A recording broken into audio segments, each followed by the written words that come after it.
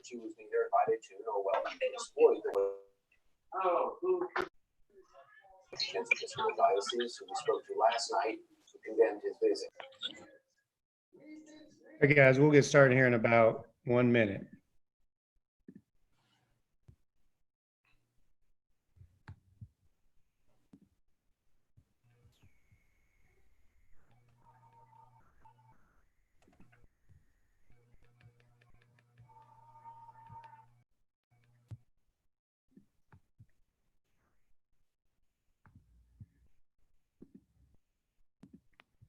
And billions of dollars in this.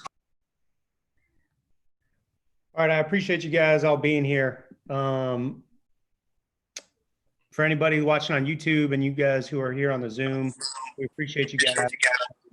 We're going to ask that you guys just go ahead and mute your mics unless you get called on or have something to say or add. We've been putting out content, you know, at a pretty rapid pace these last couple months here since coronavirus hit. And it's been great. And one of the awesome things about it has been that our members, our Rising Coaches members, have been the ones kind of creating content for each other, which is great. And we've had some phenomenal sessions from basketball, talks, X's and O's, culture, all of that stuff. Travis Lewis has been one of our members, and he's been one of our most active members, and honestly has been extremely impressive just with his approach to everything that we do and everything that he does. So when he, you know, came to us with the idea of putting something together where he has, you know, real conversations and talks about uncommon topics, you know, we didn't hesitate. We thought that was a great idea. We've been able to have a platform and create a platform for coaches to host various events and talk about different topics. And if we can't use that platform to have real conversations, then I don't know what we're doing. So I just appreciate Travis being willing to kind of take the initiative on this, and I'm excited to see where it goes. So Travis, I'm going to go ahead and turn it over to you. And then I'm sorry, the last thing I'll say is immediately following this, we're going to have a town hall for coaches Stand for Justice beginning at 8 o'clock Central, 9 Eastern. So please, if you're interested, please stick around for that as well. Take it away, Travis. Thanks, Adam. Want to thank everyone for coming in. I've been on a lot of these Zoom calls, and you never know what to expect. You never know what to get. You don't know if you're going to have 3 or 30 in the room. So for everyone taking the time on a nice afternoon to show up, extremely grateful. Excited to see those of you who are willing to learn, those of you who are willing to address the tough topics that are discussed among Black coaches, among white coaches, among administrators, among the women's side of sports, and try to put things on the table to make us grow as a community. I think us growing as a community will help where we are in today's society. We have to, sports are a platform and a front porch to our world. I mean, it brings us together in tough times, and it creates exciting times. So my goal, as I get ready to share my screen, is just to educate professionals, right? The coaching professionals, and then integrate cultures. So I think if we integrate the cultures, we find a way to impact the young men and the young women that we teach on a day-to-day basis. I'm going to talk probably for 30 minutes or so and just go through what I want these 5 series to entail. And then today's topic will be systematic and institutional racism, which I think in most cases is the foundation to a lot of the problems that we have. And then I'm just going to call out our coaching community. We're a part of systematic racism and institutional racism on a day-to-day basis. We participated in it and don't even know we're participating in it. So my perspective and my story this week will lay that foundation. And then hopefully I don't scare you off from talking too much, because over the next 4 weeks, I'll take professionals who've been very successful as coaches and administrators and come from all different backgrounds, either internationally, on the women's side, as women, on the men's side, as head coaches and athletic directors, to really answer the questions that we may have. So as I'm talking and discussing, feel free to put questions in the chat. Feel free to put topics in the chat. because as I meet with the speakers of each week, I'm going to just give them the topics that may relate to their background and what we want to hear as a community to discuss in order to make us better. Like I said before I start, this is just educating. And today is a lot of what I went through as a person. And next week will be something that a different professional in our profession went through as a person. So I'm going to share my screen, go through a PowerPoint. And once I finish that PowerPoint, we're going to open it up for some dialogue. Usually our dialogue will be a lot longer. I don't want to take from the town hall meeting. So we're going to try to be on schedule and be out of here by 8:57 my time and 7:57 you guys' time, or wherever you may be. So write questions, have questions, and let's make each other better through educating each other on the different cultures. I'm going to share my screen.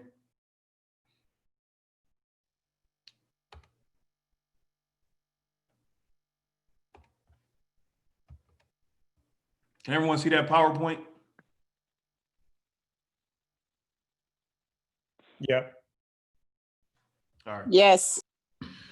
Just my information if you want to learn more about me. I got my master's in sports management, my undergrad in education. I have a website that just is like my portfolio of everything I've done as a professional, and my family and my background. My email if you want to add more information for future episodes with the speakers that we'll have.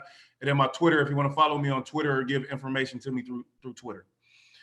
First, special thanks to Rising Coaches. For those of you on YouTube, those of you who are tuning in for the first time at this particular Zoom, Rising Coaches is a hiring firm who does small college hires. Eventually we'll do some big time hires and roll with the big dogs with how much they've grown over the last year. But they are essentially the tree for the treeless. I mean, in our profession, a lot of times if you don't work for Coach K or Coach Calipari, like it is very, very hard in order to break into the high level coaching industry. And what Adam and Rising Coaches have done to create this network of coaches and create this umbrella and this tree is second to none. And all of us should be grateful for what they bring to the table. And then the second piece of this, I'm excited to get into these episodes because you guys, you men, you women, you administrators will be the ones who will eventually coach my sons. I mean, I got a 9-year-old and a 6-year-old who are very active and into sports. And I want them to be led by the right people. I want the way that society is now to change in the next 10 to 15 years in order to give them the best possible experience. Just briefly on where I am now, I work at a 90% predominantly white institution. It's an all boys Catholic school. It's $12,000 a year to go there.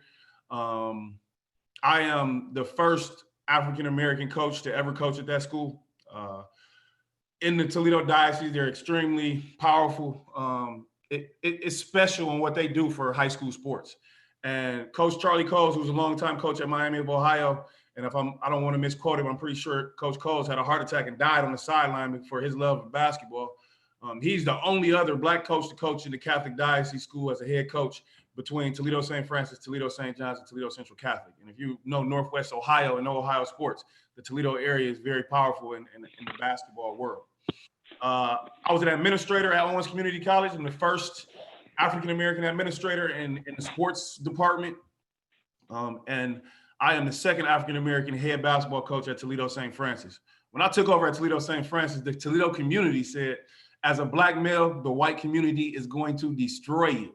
And I have grown so much from the white community, from the administrators, the alumni, the students at Toledo St. Francis, the Catholic base that they use, to where it is a very special place, near and dear to my heart, because of how they've accepted me, and more importantly, what they've taught and I've gained from them. Episode 1, like I said, will be on institutional racism. And I think where we are in today's society and what's going on in the world, I'd be remiss not to take just a brief moment of silence for George Floyd, the protesters, and the people that's dealing with these tough times. So we just take a quick second just for me to be silent and you to share some silence just for that purpose.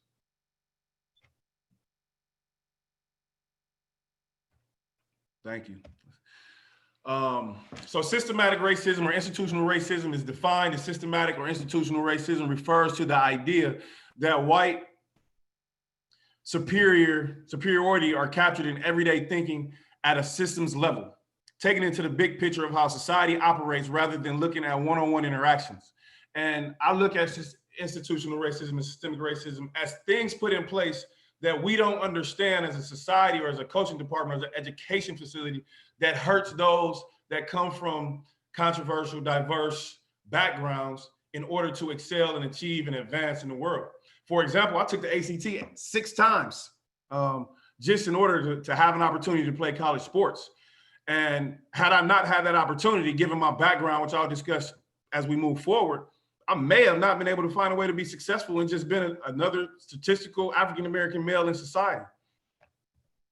Looking at the numbers, I know in the coaching world, we rely on stats a lot. I mean, just about every Division I college, every NCAA basketball program gets stats at halftime. So coaches really look at numbers. There's a documentary called The 13th. And if you really want to understand where systematic racism started, you have to watch that documentary. But 5% of the world's population live in the US. So we make up 5% of the entire population of the world in the United States. The United States also makes up 25% of the world's prison population. So of 5% of the entire population of the world, we make up 25% of the entire prison population. Those numbers, I mean, 1 out of 4 Americans will end up in prison.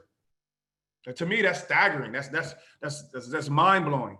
But as a Black male, it gets even deeper as I go forward, because the fact is, and it's still coming from the 13th Amendment, is that Black men account for roughly 6.5% of the US population. So 6 out of 100 people are Black males. However, they make up 40% of the prison population. This is a systematic issue. So when you look at it, and you look at it on paper and you look at the numbers, 1 in 3 Black males will end up in prison, while 1 in 17 white males will end up in prison. Now, I'm not the judge or the be all, but I think if we look at the numbers, something has to change.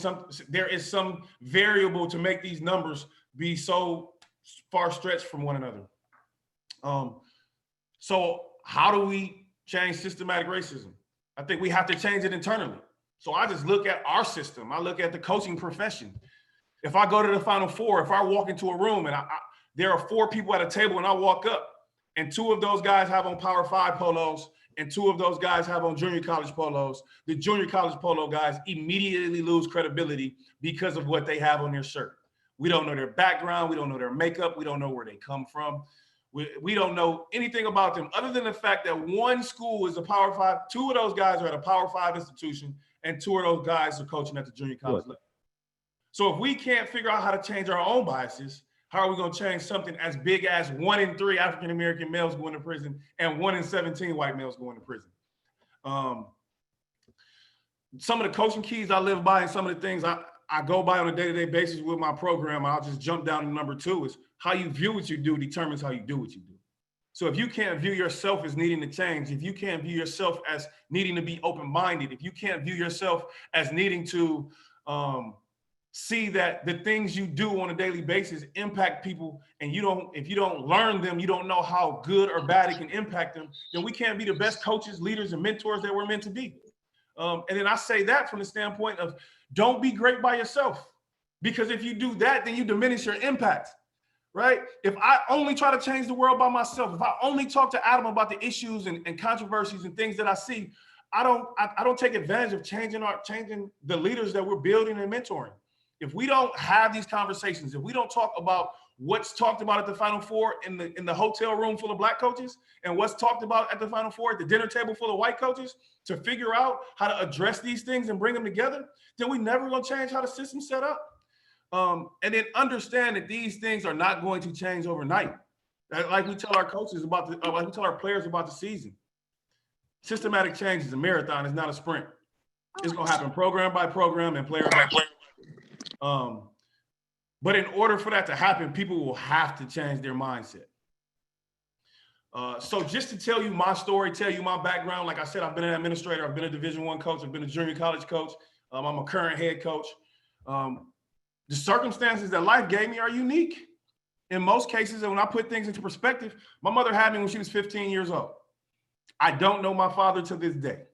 I was exposed to things such as drugs, guns, and domestic violence at a very young age. And to put a number on it, it was before I was 6.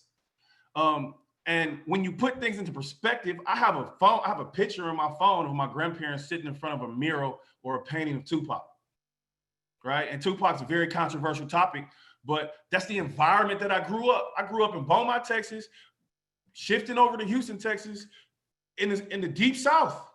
Like, if we have these conversations at crawfish brawls and at the dinner table, they get intense. They become statistical. Like, I'm true black, right? And then to bring it full circle, on March 11th, 2020, when we lost in the state tournament, the next day, my wife and I got on a plane and went down to Houston, Texas, so I could take a DNA test to try to figure out who my dad was, right?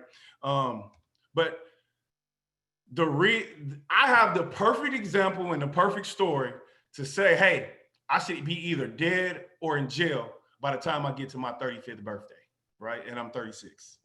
But the reason that I'm not is that I feel like personally, my background and my circumstances created a never quit mindset for me. But if you look at your players and you look at the people that you work with and you look at the people that surround you, you have to understand that when your players go into the weight room, not all your players are going to walk out of that weight room with the same strength, with the same growth and development. So our mindset has to be not that because you've been through tough times, you're going to be a tough person. Our mindset has to be, let me learn them. Let me learn this player. Let me learn these people in order for us to find a way to make them as successful as they possibly could be. The personal outcomes that I had in life, and the reason why I say it, my background made me with a never quit mindset. After high school, I walked on at Eastern Michigan for football. But by the time I graduated from Eastern Michigan from football, I was a 4-year starter on the football team. I was a 3-year starter on the basketball team. And 2 years on the basketball team, I was a captain. And we all know as coaches how our bottom tier players and how our walk-ons are treated at that level. And so I feel like my background helped me to get to where I wanted to go. I earned a bachelor's degree in education. I played professional football and professional basketball. I earned a master's degree in sports management. I talked about what I've done as far as my profession after sports were over with. But I think that is relevant because I feel like systematic racism and institutional racism didn't grant me the ability to achieve as much as I could possibly achieve. Like, when I self-reflect, with the exception of being a great dad and a great husband, which are things that I can control based off my circumstances and background, I feel like I have underachieved as a professional because of lack of knowledge. And as coaches, it is our responsibility to make sure our players don't underachieve when they graduate. Systematic racism is enforced by leadership, right?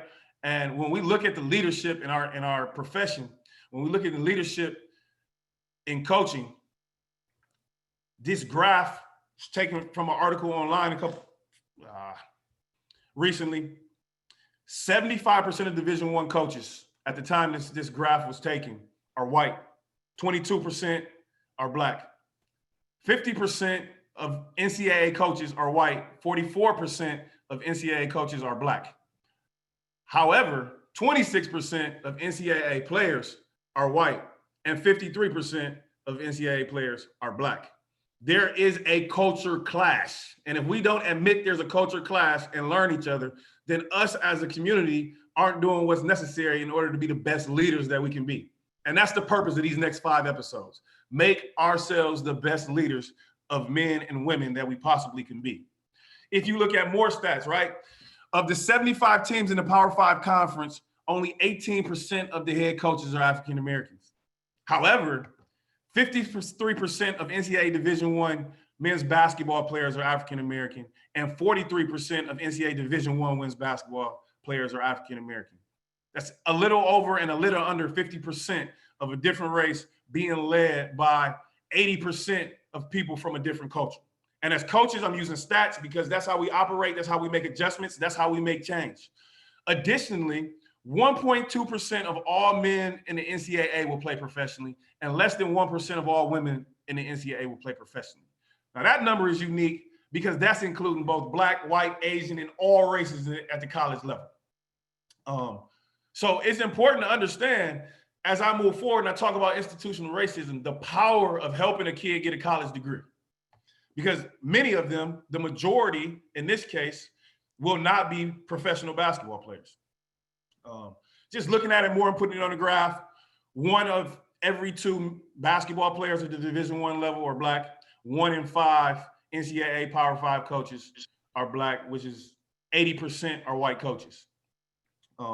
Systematically, these players, this is important to me because these players have either the same circumstances, similar circumstances, either worse or maybe even not as bad as of a background as me. So if we understand that and we understand their culture as coaches, then that can help us improve. So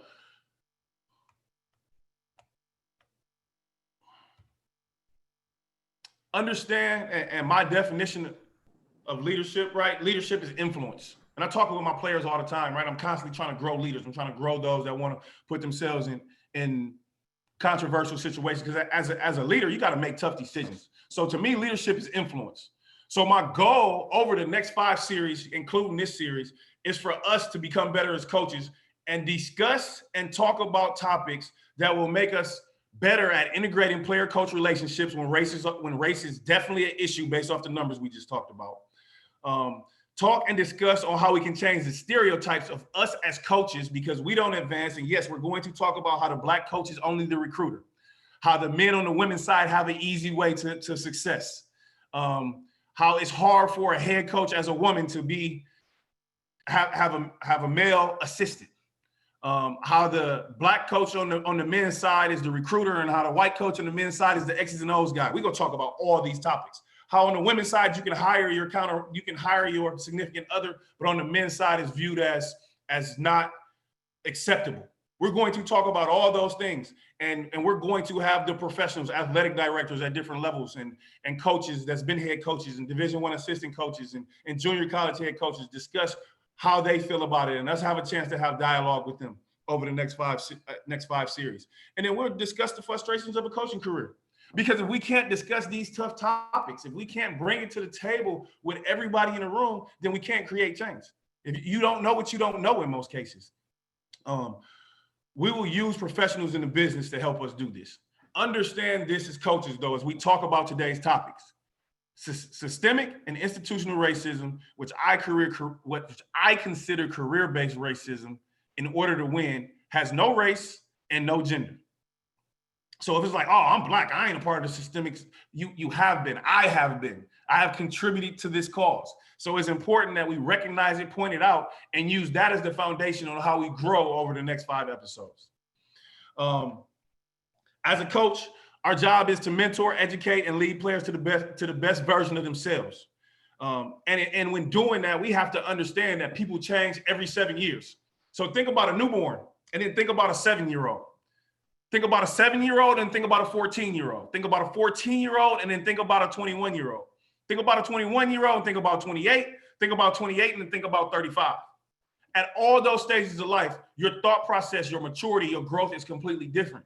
And we have to understand those things because maturity doesn't happen overnight. Educating doesn't happen overnight.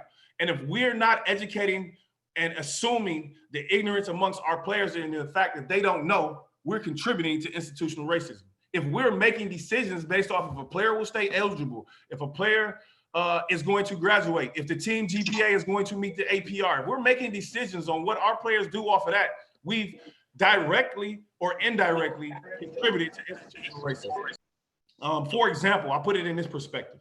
At 8, I wanted to go to the NBA, but I wasn't allowed to play football until I was a sophomore in high school.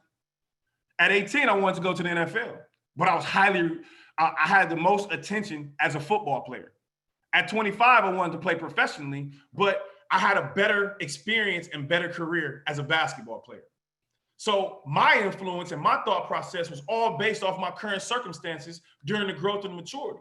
Well, for us as coaches and us as leaders, we've already walked that path. So it's our job in order to teach, educate, and mentor as we move forward. Institutional racism, for me, is because we're not producing pros at a rapid rate based off the statistics, is that if we're not helping our guys get the right degree, if we're not helping our girls get the right degree, And I'll give you some examples of institutional racism as we move forward. And it's on you to reflect on if these situations or these circumstances you found yourself in, because if you have, then that means you've been a part of institutional racism. So I ask our players all the time, what tax bracket do you want to live in? And it's important for them to know that, because some players and most players don't even understand the value of taxes and tax brackets. They know in Michigan, if you buy a pop, you pay an extra 10 cents. And if you take that 10 cents back, you get it back because that was the taxes. They don't understand that if you make over $200,000, you're in one tax bracket. If you make over $80,000, you're in another tax bracket. If you make under $30,000, you're in a different tax bracket, right? How you make, the amount of money you make determines the tax bracket you're in. And that's important. And I view that as important because I didn't understand it. Most scholarship athletes, with the majority being Black, based off of the statistics we talked about earlier, don't understand tax brackets. Your tax bracket and how much you make, unless you're an entrepreneur, is solely based off the profession that you choose. The profession that you choose has everything to do with the degree that you select. So my wife, for example, at the time we graduated, was top 10 in Michigan scoring history. She started as the starting point guard from a freshman all the way through being a senior. She went to Michigan wanting to be in the profession of the healthcare field. She graduated with a sociology degree. The reason she got a Michigan degree with sociology is because clinicals, classes, practice times, weight room time, study table, they all conflicted. So she wasn't able to get the degree that she wanted. If you know anything about a sociology degree, typically you start out making between $30,000 and $50,000. And if you went to Michigan to earn a $50,000 degree with the price of that tuition, that's institutional racism if we didn't give them the opportunity or educate on the importance of getting the right Michigan degree. I mentioned that I played Division I football. In Division I football, the majority of degrees earned are communications degrees. Well, there's only so many television stations. ESPN ain't hiring too many people. ABC not hiring too many people, right? And then at the same time, what amount of money are you going to make with a communications degree? So if we producing communication degrees, we're producing substitute teachers. If you're helping produce a substitute teacher, you are a part of systematic and institutional racism because you're not allowing that student athlete to live in the right tax bracket unless you've had the conversation, you gave them the option, and you've discussed the difference in the different type of degrees. Most times and in most cases, from what our background are as Black males, we don't even understand the importance of getting the right degree. And now I say that I was a part of institutional racism because I was an administrator at Owens, and I was in charge of 124 student athletes, 8 sports, men and women. I was also the assistant men's coach. And our primary goal at the junior college level was to make sure our guys graduated, had a 2.3 GPA, and was eligible to participate once they got to the Division II or the Division I level, if that's where they were going. My degree of choice at Owens was a culinary arts associate degree. And that's because it was the easiest degree. I coached a lot of guys that moved on to the next level that didn't know how to cook when I got there, when they got to Owens, and had no idea and had no interest in cooking when they left Owens. And in most cases, I had a guy that ended up going to the University of Miami and down in Florida. He may have gotten a culinary arts degree, but that doesn't mean he got a Miami degree because they probably didn't even take the majority of the credits that he had while he was at the junior college level. So indirectly, but directly, I was a part of the systematic things put in place because we were so worried about winning. We were so worried about graduating kids. We were so worried about moving players. So it's our responsibility to educate these guys on what's important. Moving forward. So I love my college coach to death. He gave me an opportunity in order to play college basketball. I was a football player. He gave me an opportunity.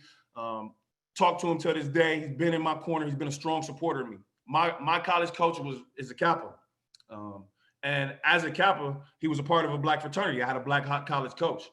And in college, there are white fraternities and Black fraternities. But what we need to understand is that the difference between the white fraternity is that they do community service. They're actively involved while they're there. But there comes a time where they kind of pull away from what their fraternity is over decades and over years. Whereas in the Black fraternity, if you become a Kappa, you become a Q. You become become a part of the brotherhood that Martin Luther King or Michael Jordan or Ricky Smiley were a part of. that gives you a tree, that gives you a network, that gives you people to engage. But in college, we thought if you were a Kappa or you were a Q, you just party, you drank, you got girls, you hung out. So we weren't educated on the fact of the importance of being a part of a Black fraternity. That's institutional racism. That's systematic racism. And then for those that know what it is, but in most cases, coaches like, you don't need to be. And a lot of times it's the white coaches that don't understand, like, why would you want to be a fraternity? Focus on basketball. Well, they have to understand. And I think a way to fix that is that why between June 1st and August 1st, why can't it be pledging season? The opportunity and talking and having a discussion of the importance of being in a fraternity, the importance of building a network, the importance of growing. Right? I put Portsmouth on here. My college point guard, he very successful international player. He graduated, was all conference for 4 years in a row. And he had his agent say, what can we do to get you to Portsmouth? He didn't even know what Portsmouth was. How much harder will your athletes work for you if they understand what goals and things they need to aim for, what places they need to try to achieve? If we're not educating them on them things, we're contributing to institutional racism. We're contributing to systematic racism. Right? If we're not educating them on what professional sports are, if you don't make it to the league. My first offered contract to play professionally was in Denmark. It was for $800 a month. That's $200 a week. Was I a pro? Or was I just still playing basketball as a hobby? Right? Whereas I spent so much time practicing to be a pro, not knowing that you could start out with a contract at $800. I could have took some of that time and built my network, built my resources, grown, took harder classes, done things to improve myself as a person, because I understand that if I'm not at a certain level and my coach hadn't had that tough conversation with me, that these are the variables that I need to reach over the next 4 years, or I'm going to walk into a Fortune 500 company and work. I didn't give myself the best opportunity to be successful. So what's the action plan, right? We can talk about what all the problems are, but how do we fix it, right? When I finished playing, I started coaching, and now I want to be a Division I head coach. Like, that's my goal. And as a high school coach, you sit on these Zoom calls, you talk to coaches, you call coaches, hey, how do I get in at the next level? And they say, well, do you coach AAU? Like, do you coach AAU? What you mean? I was a two-sport Division I athlete. I was a professional player. Like, I got a doctorate in this. I've sat through so many film sessions. Why is AAU even a factor? Well, if we know as coaches that is a factor, why isn't that the 22-year-old that's a sophomore or junior in college that plays for you, that wants to be a coach when he graduates, why can't he coach an AAU team over the summer? Why can't we make that an option? Right? Because the guy that's not playing for you, the guy that's not helping the institution gain so much money by those ESPN games, right? They're managers, they're GAs, they're working internships in the summer, right? They're visiting, if they want to be an engineer, they're working side by side with engineers over the summer. Why aren't we providing this platform for the players that play for us? And I put it in my perspective because these are the things that I didn't have an opportunity or didn't learn along my journey. Building relationships on campus outside of sports. I tell my guys all the time, I was a two-sport athlete at Eastern, like I've said multiple times. But if I go there today, no one knows me except for Coach Rob Murphy and his staff. And the reason that is because I've been around since he's gotten hired, right? But once he leaves, no one will know me because I wasn't forced to have the president learn me by first and last name. I didn't have lunch with the dean of my college. I didn't take a time to walk around and talk to the people on campus that were going to be there for decades that had ended up being their career. So if we as coaches aren't finding a way to have every player on our team have the president know their first and last name, if we as coaches aren't having our players learn the college of the degree that they choose, we're letting them down because we're taking away a network base. We're taking away a resource for them to find a way to be successful. And if you're not contributing to these things, then in my opinion, you're contributing to the systematic and institutional racism of what we're doing to college athletes day in and day out. So as we move forward, I want to be able to kind of bridge the gap. Like I said, I want this event to be EPIC, right? The acronym, educating professionals and integrating cultures. So I just gave, and we can discuss it once I finish up, I gave just some tidbits, excuse me, for our coaches. And no, it's not COVID. I'm talking so fast, I'm not drinking water, so I got a cough there. Social no-nos for coaches, all coaches and white coaches. Tolerating the N-word. I think if you tolerate the N-word, then you take away an opportunity to gain credibility amongst your players and let them know you care about them. If you have players running around using the N-word, that should be your opportunity to say, hey, have you seen the world? Do you know your history? Do you know the impact of that world? If it's ER or A at the end.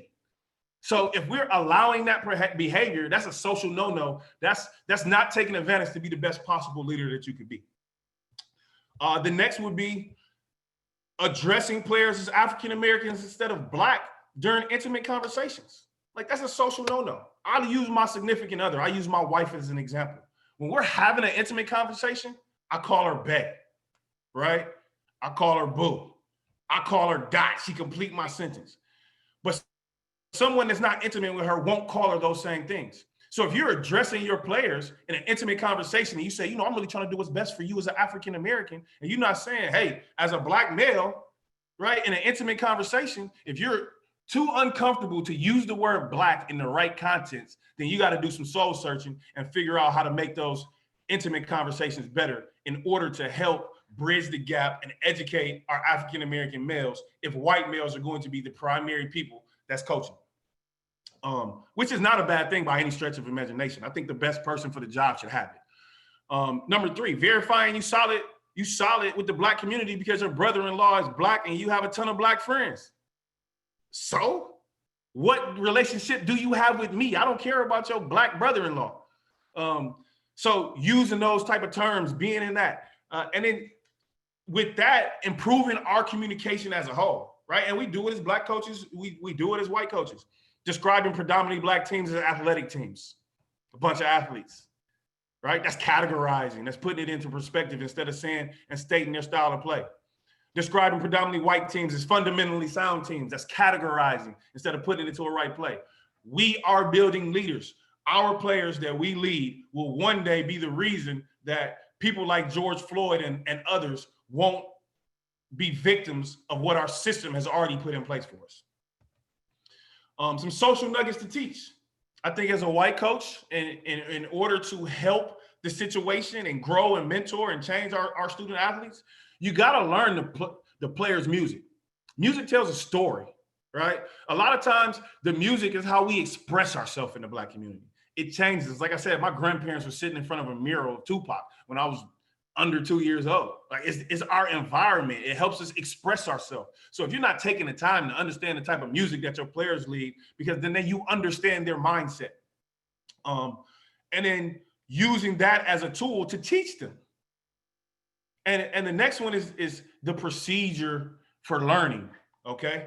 When a white guy gets pulled over, and I had a conversation with this in the last weekend or so, when a white guy gets pulled over, he just hopes he doesn't get a ticket. When a Black guy gets pulled over, he just hopes he doesn't get killed. So in my program, and a nugget that I want to give you guys is that we have a procedure for getting pulled over by the police.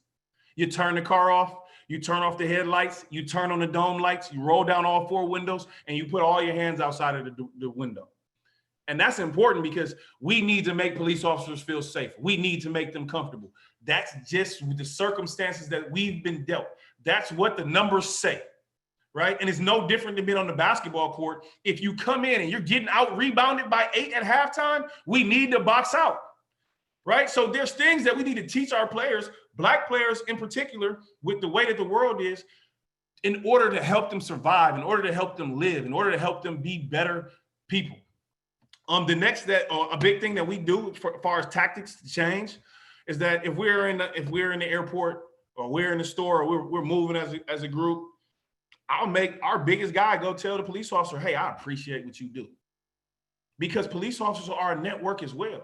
So if they go back to the precinct and they tell their comrades, like, hey, I had a 6'9" Black African-American male come up to me today and tell me he appreciates me. He was going to impact those around him because they're going to be like, man, maybe the guys that look like Tarzan and sometimes play like Jane aren't that bad, right? So some things to look for as we get ready to get some discussion and you have some questions and we create some dialogue. Speakers that will address the topics that we talked about will be Steve Watson. He's the athletic director at Loyola Chicago, a white athletic director. Tyler Jones is the deputy AD at Cleveland State. Black assistant AD that's under 35. Melanie Belcom, who was the former Vanderbilt coach former head coach at Vanderbilt, won a national championship with South Carolina, and is now assistant at Purdue. My college head coach, former head coach at Eastern Michigan, Charles Ramsey. Carl Thomas, assistant at Duquesne. Wendell Farrell, women's assistant at Cal. Dawn Stewart, women's athletic director at the Division III level. And we'll pose questions and topics that they will discuss and give our community over the next 5 episodes a chance to ask them questions. Why is it that for athletic directors, like why is it that there is a parity in how many black head coaches there are? For head coaches, for Carl Thomas, he's a black assistant. What do you do if you're considered just a recruiting coordinator? It's just a recruiting coach. So we'll have guys to express, not only talk about their story, but answer some of the questions that we have and bring some things to light. Some of the topics that we'll go over is episode 2, black coaches aren't as smart as white coaches, relationships on the women's side, as far as significant others being hired and men on that side, graduation rates and what can be done, getting into school and test scores. Episode 3, likeness and image and how should an athlete be paid. This will primarily be a lot of the athletic directors. Earning advantages for men and women versus college and professional, both coaching wise and playing wise. Episode 4 is like how did you college help you prepare? And this is where we get to the international part, where I have an international player come in and I'm working on getting an NBA player come in to talk about their experience and their game. I just haven't gotten the commitment for them. But I don't want tonight's presentation to bore you and you not come back for the speakers that we have in the next 4 weeks, because they have some very powerful content, some very powerful stories. If it's they're white and they adopted black kids, if it's the reasons they were hired or fired in certain situations, the way they address as head coaches, some of the topics that you come up with. I just really think that what we talk about over the next 4 episodes can really educate our platform and our coaches that are in this Zoom meeting to be successful. More things, episode 5, the black coaches, the recruiter, men's and women's on the other side. So enough for me talking. Some of the references from where I got the stats. But I want to unshare my screen and kind of get to some dialogue, ask some questions, and give the people in the room a chance to communicate and have a voice.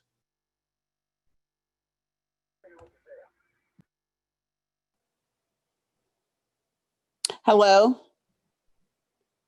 Can you hear me? Yeah, go ahead. Hi, Coach. Thought you did a great job on the presentation. It was, very informative. And as you were going through the presentation, we were there was a few comments in the chat room, and I guess, my question would be, with everything that coaches are doing, what would you say, or what would be the best way to deal with, the various you got athletes that are from various socioeconomic backgrounds, like you kind of talked about yourself. But then also the inherent implicit bias that sometimes we have and we don't realize we have. Should we be talking about ongoing training, or not only for coaches, but also for, provide those opportunities for athletes? That's, maybe there's, something that could, that we could bring into our program to share with our students, to give them the information in terms of how sometimes we grow up with, or based on our environment, based on our circumstances, with certain inherent implicit bias, and how that affects how we operate with each other.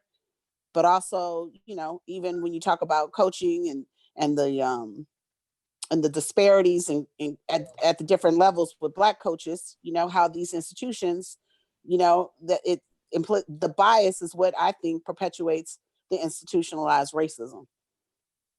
And the bias is the purpose of the episodes. I think the bias is, there are a lot of different biases, and bias can be the perspective and the lens of which the person is looking out of. And that's why I want to bring in people who've been a part of this profession at all different levels in order to discuss some of the biases that they have. Social economic, obviously, I tell my wife all the time, money ain't everything, but it makes a difference. And a lot of our guys that deal with struggle or are ignorant to the things that I discussed that I didn't know is because of the social economic or education system that they had prior to getting to us as a coaching community. So that's why it's so important that we have the conversations of picking the right degree. We have the conversations of being in a Black or a white fraternity. We have the conversations of meeting people on campus, because the only way we're going to be able to change the socioeconomic outcome of our players is like I said, is a marathon. It's not a sprint. And so it's going to take time. So the more guys we can get to get the right degree that comes from those socioeconomic places of disparity, we change an entire community over periods of time. Like I didn't come from a lot of money, but I've put my kids in position to not grow up the same way I have, given the circumstances that I grew up with.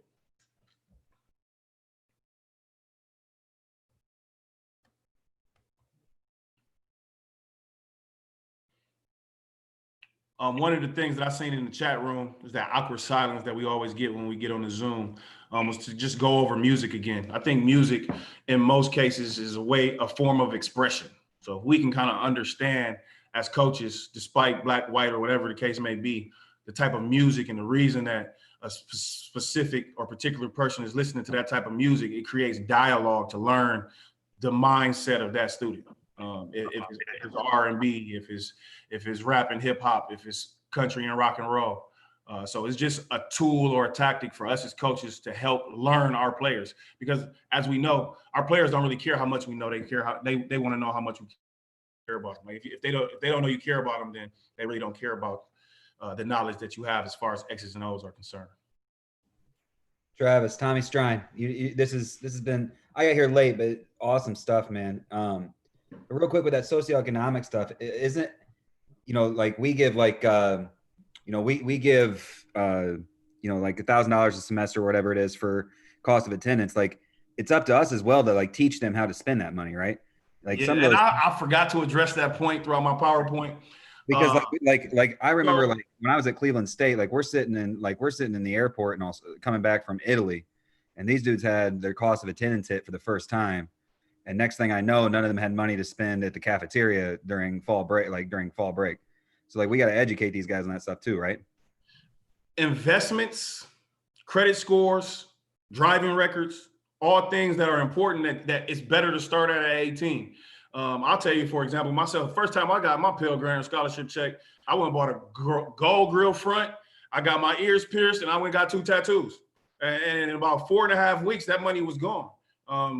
Whereas it's important to understand, like, why can't we teach our guys how to invest every scholarship check you get or every Pell Grant check you get? Hey, we're going to take 500 and we're going to put it in the bank and invest it, and talk about investments and talk about money and talk about how to handle those things. Because in most cases, if a kid gets $2,000, that's more money than is seen when it comes to a struggling social economic kid gets $2,000. It's more money than they've seen probably in the last 6 years.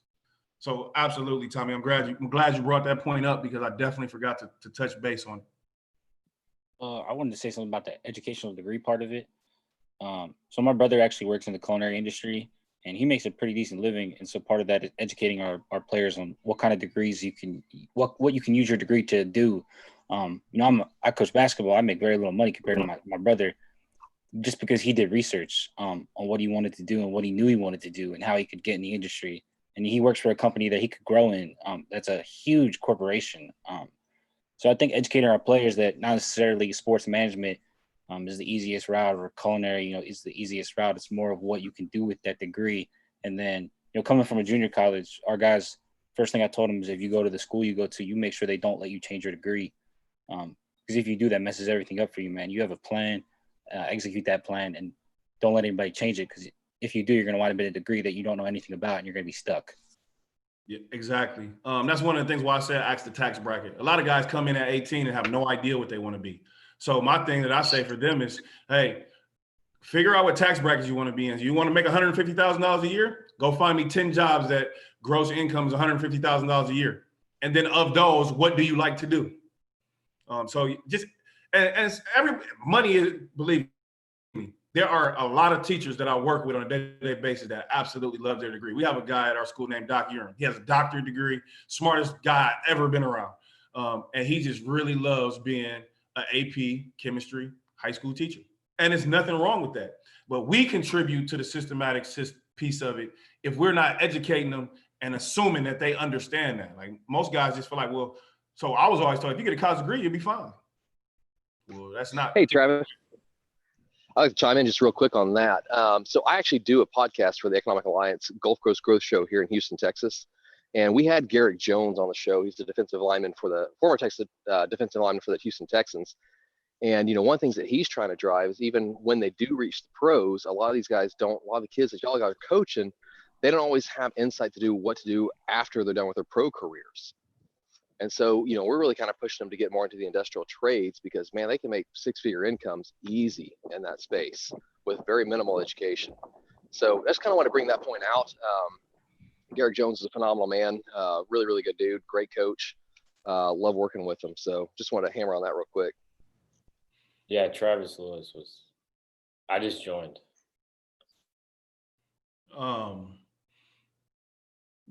Just as we get ready, I know probably about 5 or 6 minutes before we get ready to get off of here. A lot of the times too, and why I say coaching is so important is because we provide scholarships for guys and provide opportunity for girls that would have never had the opportunity. So if we allow them to not take advantage of the free money that they're getting and the opportunity to change their family lifestyle, then it was better off for them to get a trade and not play basketball for 4 years. So we got to make sure that we No, there's somebody on the Zoom. It's important that we put them in position to end up being successful. Travis, I have a just a general comment. Also, you talked about the N-word, but also it goes a little further when you talk about language. Just the dialect, just blacks and whites, we talk different. You might say this and that, you know, certain words, you know, we need to also learn the lingo. Like certain words mean certain things. And then sometimes you can't say certain words, even outside of the N-word, it still becomes like, you know, a defensive type word. So you also need to learn the language too, where I feel like a lot of blacks have to learn, you know, to speak, you know, so politically correct. We also have to learn to understand that everybody's not going to articulate and say words the same way. So we have to understand, you know, when we're saying words, what that word truly means, because we know there's within languages, there's several different languages within the language that we speak.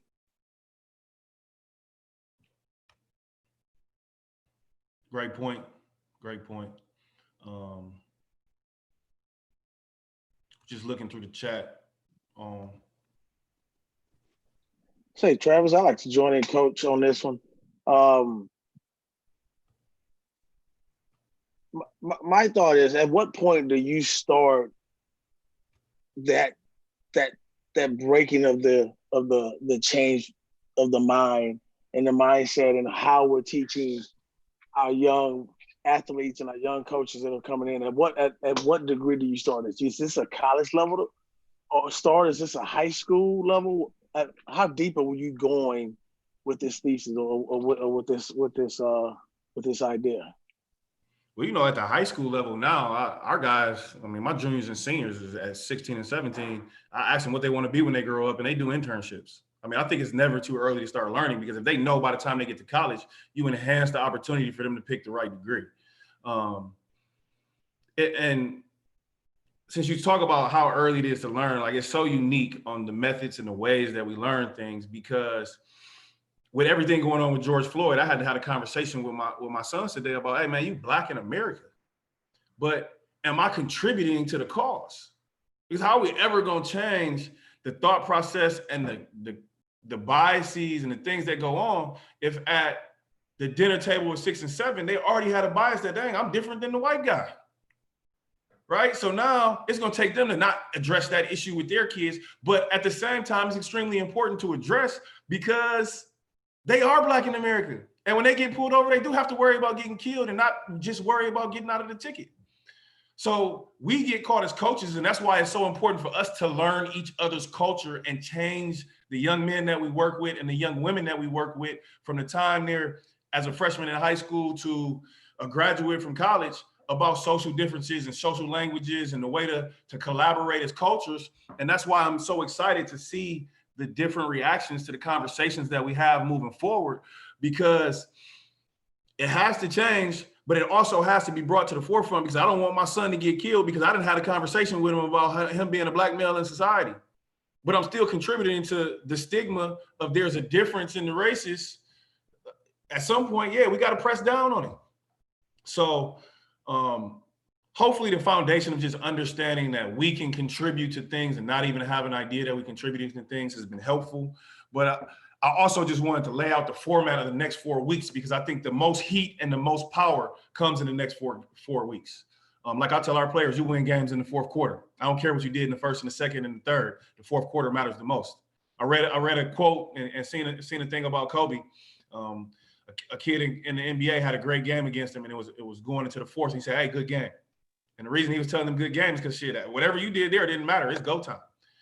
So hopefully, like I said, my email, hopefully you got at the beginning, and there's topics and things you want to hear, because we're talking to guys from all different levels, from white athletic directors to female athletic directors to women's high major coaches to junior college head coaches to former NBA and Division I basketball players on both sides, and just trying to touch everything that the Rising Coaches community and the Rising Coaches search firm is connected to. So internationally, male and women's sides, high school, college, professional. It's just a great community. And if you're on the YouTube link and you haven't had a chance to join Rising Coaches, you're really missing out on the opportunity to grow and get under a great tree and a great umbrella. I know they're one of their top goals is to grow as a search firm, and with how hard these guys work and how much effort they put into it and their passion for their craft, in 5 years, you're going to look and say, hey, I really had a chance to get on that train before it picked up a lot of steam. So really look into investing into their community. And I'm really looking into you guys investing into what we do over the next 4 weeks and bringing positive content or constructive criticism to the topics and things we want to discuss over the next few weeks. So I know the town hall with the George Floyd and the frustrations that we have in the world happens in about a minute. So I'll put in the chat real quick my email. Feel free to reach out.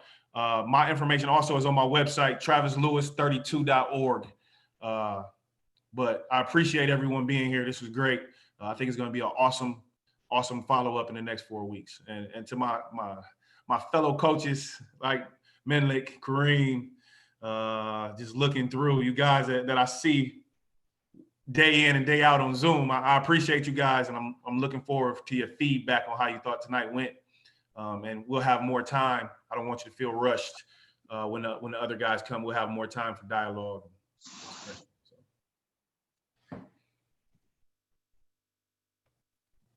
Awesome. Thank you, Coach Lewis. I email you. There it is. Adam, if you want to take over, I'm not sure if we just staying here for town hall or. Yeah, we're going to stay right here on this Zoom for the town hall. Travis, unbelievable job, man. That was fantastic. We're going to get started here in about 1 minute. So we'll just let people file in. I know our waiting room is piling up here. So just give us 1 minute and we'll get started.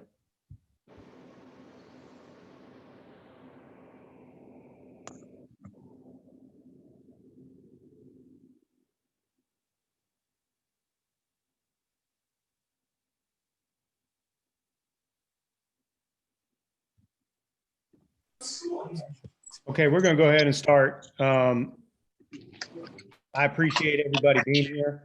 If you can mute your mic as we get started here, and then everyone will have an opportunity to speak at some point and be heard. But if you don't mind just muting your mic when you come into the room, out of respect for our speakers and whatnot. I appreciate everybody tuning in. We've kind of had a platform here and a voice in the coaching community, and didn't feel like it was right to just keep talking X's and O's this week like nothing happened. And so we felt like it was our responsibility to kind of use our voice and our platform for this purpose. before we get started, I want to thank and recognize Brandon Rosenthal, who's one of our partners here with Rising Coaches, for pushing us to do this and host this event. And I also want to recognize Coach Price, Ryan Price at Southern University, who hosts the Let's Grow panel. He was, we were both hosting the same event basically on the same night, and we decided, hey, let's combine our communities and make this thing bigger and make more of an impact. So I appreciate him, and I appreciate all you guys for jumping in, whether you came in through the Let's Grow panel or Rising Coaches, it doesn't matter. We're here for the same purpose. Before we get started, I do want to have a moment of silence for George Floyd and for everyone who's been killed or injured at the hands of the police, or more importantly, at the hands of racism. So let's go ahead and observe a moment of silence before we dive in and make sure we realize the real reason we're here.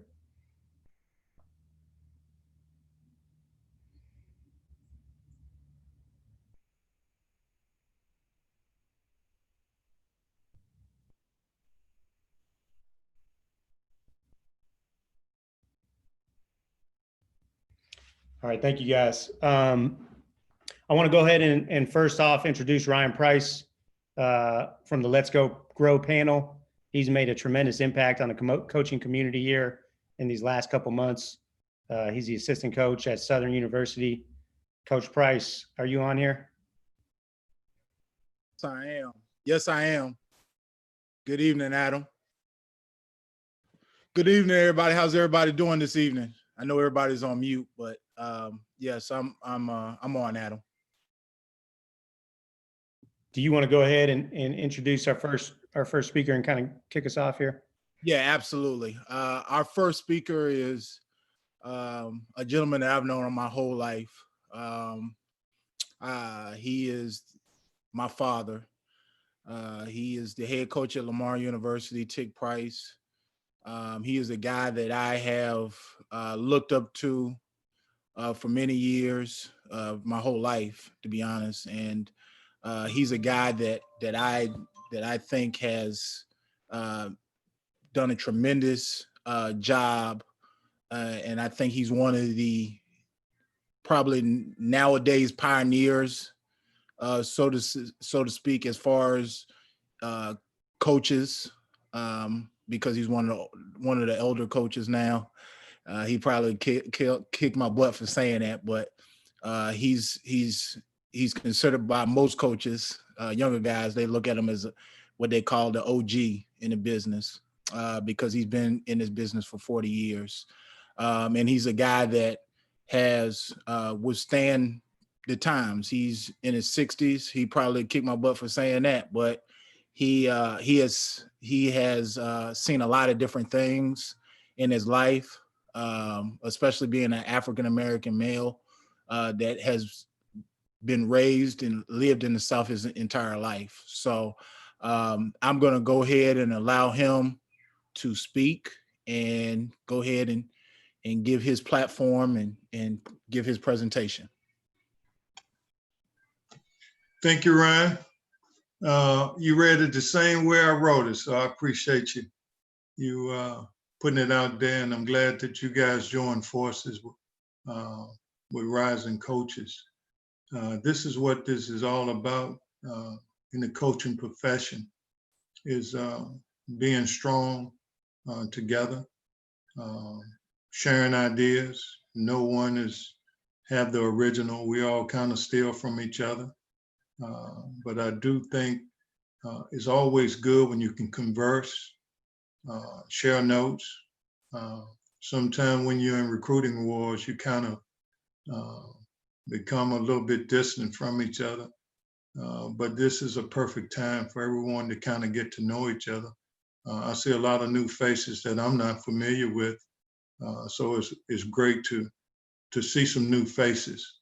But the significance, Ryan had asked me, don't make this Black History Month by giving y'all a lot of feedback, but there are some things that I kind of want to share with you my journey from being an African-American coach. I am 64 years old, kind of seen a lot of things in this business. And it kind of came through I grew up in the 50s. I was born in the 50s. And at a very young age, I was exposed to some of the killings. Emmett Till in Mississippi in the 50s was killed at the age of 14 because he was accused of flirting with a white woman. And then came Martin Luther King in the 60s. April 4th, as a matter of fact, 1968, was killed in Memphis, Tennessee, Lorraine Hotel. If y'all ever go to Memphis, it would do you good to go to the African American Museum. But he got killed in Memphis, standing on a balcony in the Lorraine Hotel. Mike Brown, killed in Ferguson, Missouri by a police officer. Omri, killed in Georgia by a white man while he was jogging. Eric Gardner, killed in New York by a police officer. Tamir Rice, killed by a white police officer in a park at the age of 12 years old. Trayvon Martin, killed by a white man in Florida. And then we have George Floyd, killed by a white police officer in Minneapolis, which has sparked a lot of people's concern. And then there's been 25 other Black men that's been killed by white men over the past 6 years. And now, as I talk about this, I'm kind of setting up how I got into to coaching in the early 80s. Only way a Black man could get into coaching at the Division I level was we were not assistant coaches. We were recruiters. At that time, there were no dead periods. You went in to the business office. They gave you American Express card and a cash advance. And you're gone for 2 to 3 weeks at a time. You plan out a trip. There's no flying, you drive. I drove from Chattanooga, Tennessee to Kansas City, Kansas, and had to map out all the way there what schools I'm going to stop at and what schools coming back that I was going to stop to see kids. And then I had a head coach that I worked for, never talked to me about my personal life when I got back, or even I checked in every morning with him or every night. Never said good morning, never said good afternoon. First thing he would say to me was, did you get me any players? And so I dealt with that because I betted on myself that I would learn how to be a coach and what not to do if I had a staff. And as I went to different gyms, I would document different things that I saw in practices. I learned from the best coaches in high school as I traveled and watched kids play. And as I started out at a Division III school as a recruiter, I recruited at Roanoke College, and then they put me in admissions, so I learned really different secrets and techniques about recruiting, really through admissions. They give you little things like, if you're in Rome, do like the Romans. If you go to see a country kid, you don't have to be flashy. If you go to the city, of course, you rent a nice car, you dress a certain way. And I learned image and perception was everything. How you make sure your shoes are shined. You got to be polished. I learned those things pretty much through admissions, and I applied it as I went through recruiting. But every school that I went to in my early years, I had to recruit. I went from UT Chattanooga to Virginia Tech, recruiting. And then I left. We got fired at Virginia Tech, went to Old Dominion. I did get a chance to coach the big guys. Even at Virginia Tech, Frankie Allen gave me an opportunity to coach the big guys. But prior to that, at UT Chattanooga, all I did was recruit. Virginia Tech, 90% of the time I recruited. Old Dominion, 90% of the time, or 85% of the time I recruited. I worked with the big guys sometimes. And then when I left Old Dominion, I went to Auburn University. He hired me to get players for him. When I got back, they talked about different plays that they ran. I had no idea what we would be running the night of the game. But I go back to UT Chattanooga because I was known as a good recruiter. I was on the road all the time, but I remember one night I was on the road 3 weeks, and I came back because we played Georgia Tech on TV, thinking that the kids that I recruited, they related to me because I was at UT Chattanooga. We'd be on TV. We were playing Georgia Tech. That's a big game. We're on ESPN. And the first thing the head coach's wife said when I got to Georgia Tech in Atlanta, "What are you doing here?" And I'm like, hell, I coach here. I came in, for me, that's part of recruiting. Let those kids see me on the sideline. And so I was fortunate when I went to Auburn. Of course, we got fired at Auburn. Went to the way I became a head coach. I worked for a white man named Tommy Joe Eagles, who was probably one of my best mentors. But he died of a heart attack. I became an interim coach, but he had told the athletic director, without me knowing, that he's ready to be a head coach. So he blessed me before he died. So they had no reservations for giving me the opportunity to coach. But the opportunity for young Black guys at the time was to recruit.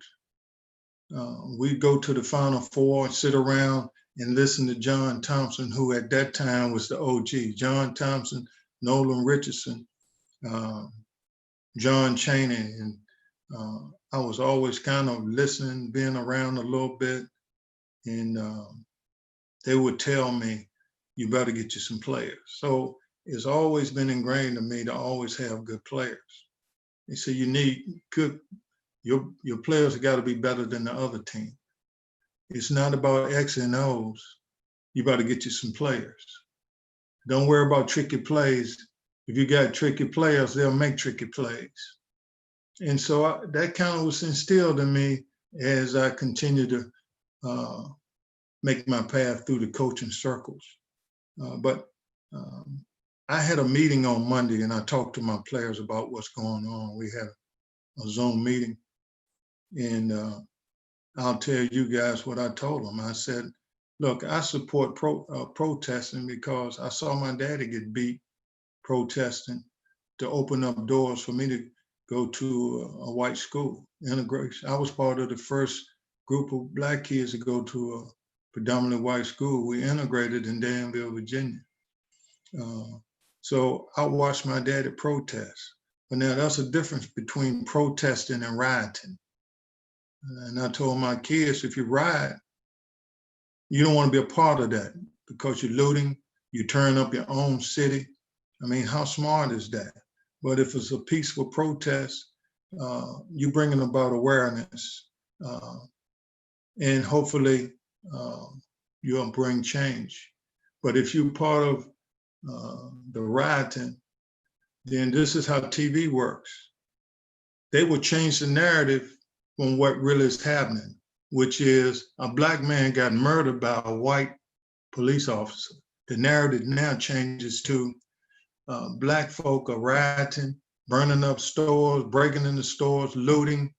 And so we cannot change the narrative, but we got to keep the focus on what's really happening. And that is a murder took place. A white man, a white police officer kept his knee on a Black man's neck, even after he said, "I can't breathe." And he had help. He had 3 other guys that helped him. And so this is not the first time that's happened. I've seen this happen over and over again with those type of behaviors. And so we can't allow the narrative be changed. You got to be smart enough to know this is not about looting. It's not about rioting. It's about murder. And some people's got to change because of that. Now, we cannot become numb to what's happening in America. When all this stuff happens, some people just seem like, oh, it's no big deal. It's just another day, but it's not another day. We cannot ignore this problem we have in America. Our white counterparts maybe feel a little different, but I'll be honest, I've been in my feelings all week long, all weekend long, because how much longer is this gonna happen? And then our Black counterparts have gotta be part of the help making the change. Y'all gotta speak up and say it's not right. You gotta recognize it's not right. And we gotta join together. We gotta make a statement, but you ought to be tired of racism, bigotry, hatred. That's not the way, in my opinion, to make America move forward. You know, Americans could take a page from sports. And you think about it, when you're a coach or you call a timeout, all the players come together in the huddle, they put their hands in that huddle. It's no black and white. Everybody's in that same huddle for one reason and one reason only, and that's to win. And so we need to take a page from some athletes, how the athletes do it to make it work, because that's what it's all about. So we got to get off the sidelines and get into the game, all of us, and not just coach it, but really get into the game, help to impact and change others for the good. That's our call for action. That's my challenge to you. That's our call for action, man. Collectively, let's decide to create a more peaceful world where understanding and compassion conquer racism and ignorance. That's my truth. I'm gonna stick with it. I've seen a lot of things, and that's my challenge to you, to help make that change. We can do that. It won't happen overnight, but we gotta make sure we all speak up and say when wrong is wrong. And you gotta call it for what it is, instead of acting like it's not happening. If one of your sons got killed or choked together, how would you feel? I would be enraged if somebody did something to my son, to my nephew, to my brothers. I would be enraged. One of you coaches, when something happened to our coaches, I may not know you, but it affects me in a real bad way. So y'all be careful out there, you young guys, man, and make sure you're careful with how you act, who you hang out with. And I think the white coaches got to join in and make sure this is a powerful coalition from our coaching standpoint. All right, thanks for your time. I'm a 9 o'clock guy. I go to bed at 9, I wake up at 3. So if y'all got any questions, you got to hit me real quick.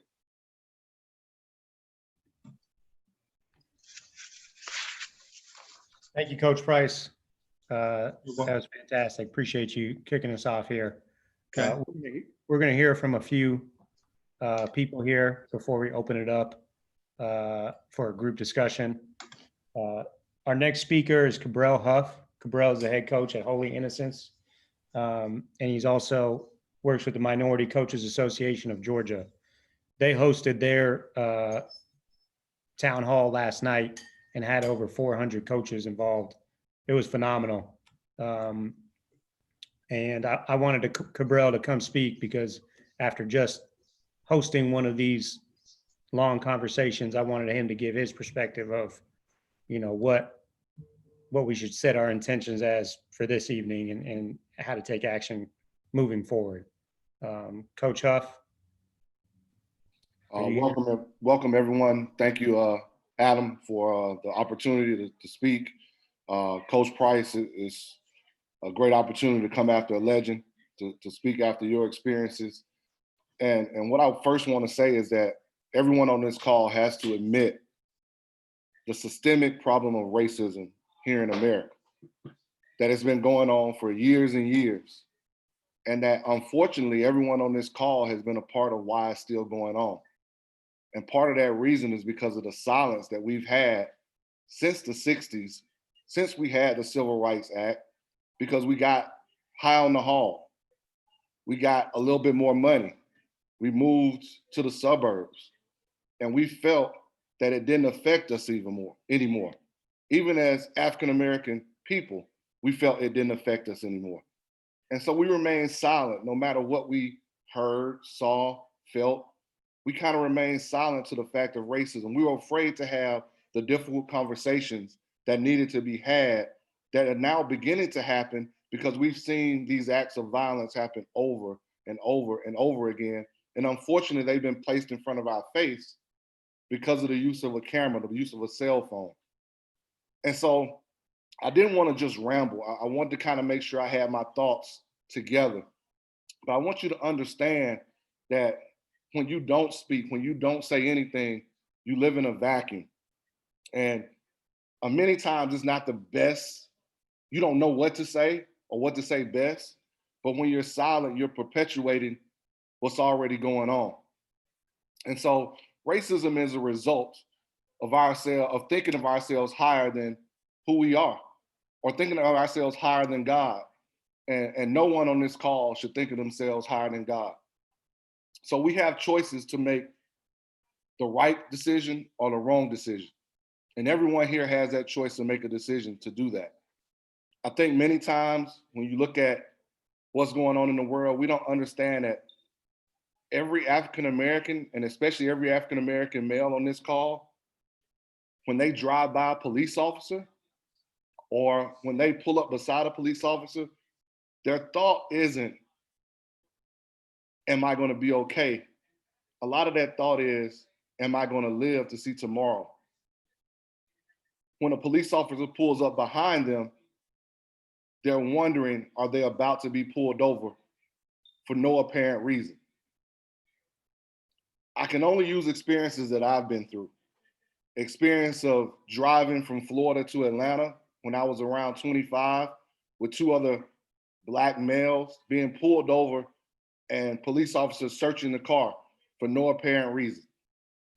Driving in a college university's car, coming from one state to another and being pulled over for no apparent reason, and them calling the institution to make sure that I worked there. No one can understand that pain.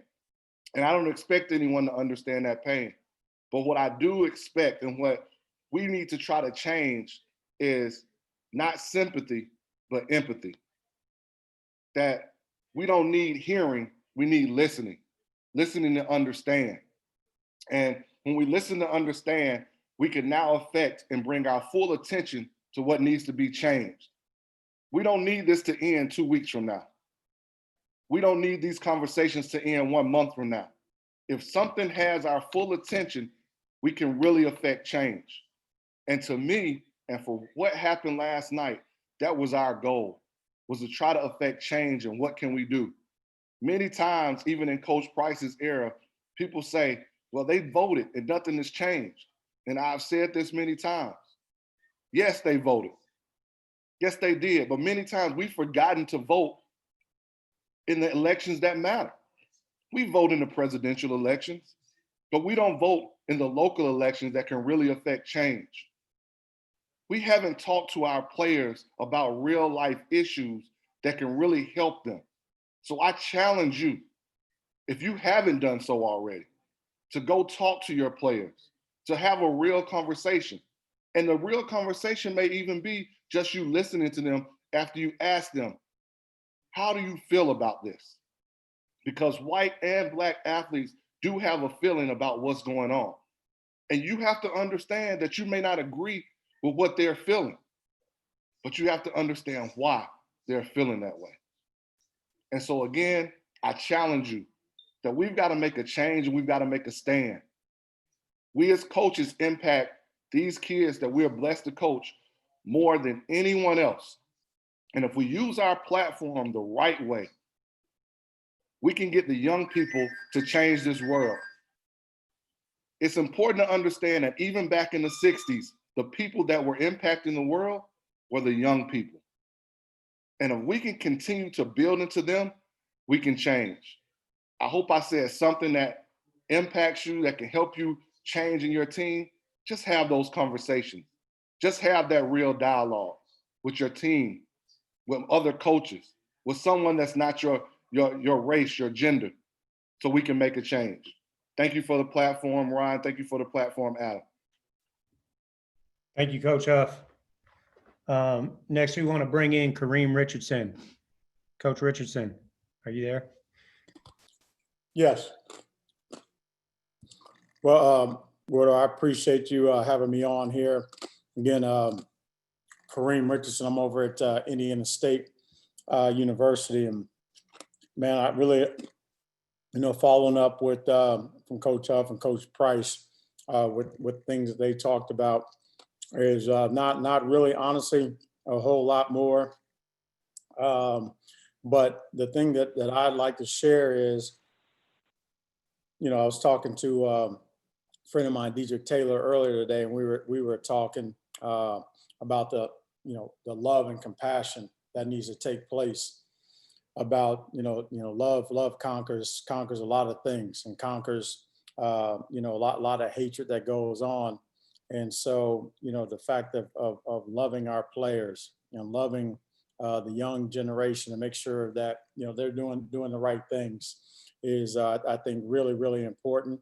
And making sure that from a coaching standpoint, that we don't just sit behind our text message or our tweet, and really get out there and get our hands dirty with this, and really fight for what we feel is the right thing to do. And we've all seen a lot of these messages sent out via whatever social media, which is all great, but we got to get out there, and we've got to as talked about our play, we got to talk to our players, but we got to get out in the streets, and we've got to, there's a lot of things that can be done. There's cleanups, there's silent protests that can be going on, and we got to make sure we're doing our part as coaches to be heavily and actively involved. Thank you, Kareem. Okay, next we're going to bring in Marlon Stewart from Oregon State. I appreciate it. No, I appreciate you guys, because I was happy that you asked me to talk, but really the biggest thing is I wanted to be able to get on here and listen. To hear just other people's thoughts, feelings from different places in the country, different generations. Because that's really what we're looking for everyone to do right now. But for me, this whole thing forced me to do a lot of self-evaluation. You can't help but avoid that, which is a great thing. It's a lot of the feelings that you feel from time to time that you just get so used to suppressing, like was said before, which is probably it is the biggest issue. And you feel sadness, hopelessness, fear, anxiety, and the toughest part for me is, in a lot of you guys have interacted with me and know me, I'm lighthearted, I'm easygoing, don't say a whole lot. I'm the guy that the players say, man, when you yell like that one time a year, we know you're angry because you never yell, you never raise your voice. But I've been waking up with a lot of hate, and that's a feeling that you just can't, you can't choose what you feel. But one thing that was brought up before is you can choose empathy. And that's a choice that I've made, and I've been forced to make, and I'm choosing to make every day. To me, empathy isn't a feeling. It's not like you just naturally feel empathetic. You choose empathy. And in that, I'm able to look and see why people don't understand why we feel the way we feel. So for me, I grew up in a predominantly white suburb. Okay, I was one of, I can see every single Black person that was at my high school right now. I could go through them in about 5 seconds. So I understand why they had no understanding, even to this day, I've known every one of those guys for 35 years. They don't know when I'm driving recruiting in Georgia this year and a cop drives by me, looks in my window, slows down, gets behind me, pulls me over and tells me my Escalade is stolen. I got an Escalade because there are a bunch of deer in the area. You know, and he says your car doesn't show up, but this is a stolen car. You know, they're thinking that's egregious. And in my mind, I was, no, this is just what happened. The same thing that happened when I drove in Wyoming last year. You know, I just kind of move on. When that was an opportunity for me to teach those guys, they know me so well. That was an opportunity for them to understand that thing through my eyes, what's going on through my eyes. And the hard part about that is it brings on guilt. And that's probably the hardest feeling I've had this week is I feel guilty. And I had someone say, oh, don't feel guilty. It's not your fault. But it is okay to feel guilty because I am guilty of not taking the opportunity over those 35 years to educate every one of my friends. Majority of my friends growing up were white. I was friends with every black kid at school because we had that in common. But I had an opportunity to educate them and I didn't. Now I understand why I didn't, and it's okay that I didn't because it would have been constant education and they would have been like, all right, they're getting annoying, man, you know. But you can't help but feel the guilt because you are looked at differently. You do get pulled over I grew up on Mercer Island in Washington. You know, if there's a car full, my dad he coached in the city in Seattle, and so kids would come to the island, and if there was a car full of driving a couple of kids to the house, they'd get pulled over. But the people that were literally around us every day didn't know that. They didn't understand that. They didn't see what was right in front of their face, nor I have to empathize with them and understand it. It was our job to bring that attention to them. And that's what's going on now, you know, and that's the biggest positive is it gives an opportunity. I'm having conversations with my friends that I've known my entire life that we've never had. And our friendship is going to a level that they're saying, what can we do? And the best part about it is they have the means to do something. They have the means to do something that black people don't, because of the systemic oppression, the systemic racism. You go back to, you look at Plessy versus Ferguson, then what were things like that? What were things like between that and the Brown versus the Board of Education? Okay, the black tax. You need to educate yourself on these things because we're in education. Okay. So, you know, you get past those things. Okay. Now all of a sudden the desegregation, now there's no black schools. Teachers don't have jobs. Black principals, black teachers don't have jobs. Okay. So now the GI Bill, they've got suburbs. Now they're desegregated, but they use the suburbs to now segregate them again. So if you educate yourself on all these things, you know, and then transportation, okay, there was issues of transportation in the 70s. And there was different reasons, different things were opposed, but essentially it extended the segregation. Now they're not technically not segregated, but even today you look, it's segregation and it affects our education system. And the same things happen with healthcare. The same things happen with economics. There's a trickle down effect. They interact with each other. Yeah. Okay. So our lifespan shorter. Well, economics has an issue with healthcare, and it affects your physical health. It affects your stress, your anxiety. All these things affect each other. Okay, so how can we change it? One, we listen. We're here right now, doing that right now. We're learning. We're educating ourselves. We're educating each other. And the biggest thing for us, for me at least, is you've got to understand that okay, we want equality. Equality doesn't mean absolutely equal, okay? Because of the systemic oppression, the systemic racism, the effects on the economy, on healthcare, on, for us, definitely education. I will fight harder to get a kid into school if he had a less of a chance from the beginning, no matter what that is. No matter what that is.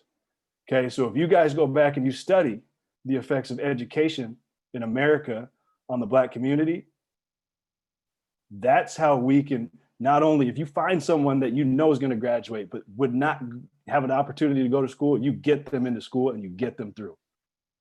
Okay, that's what you can do. That's one thing that every single person on this call that's involved with basketball, we have that. That's a tool that we have.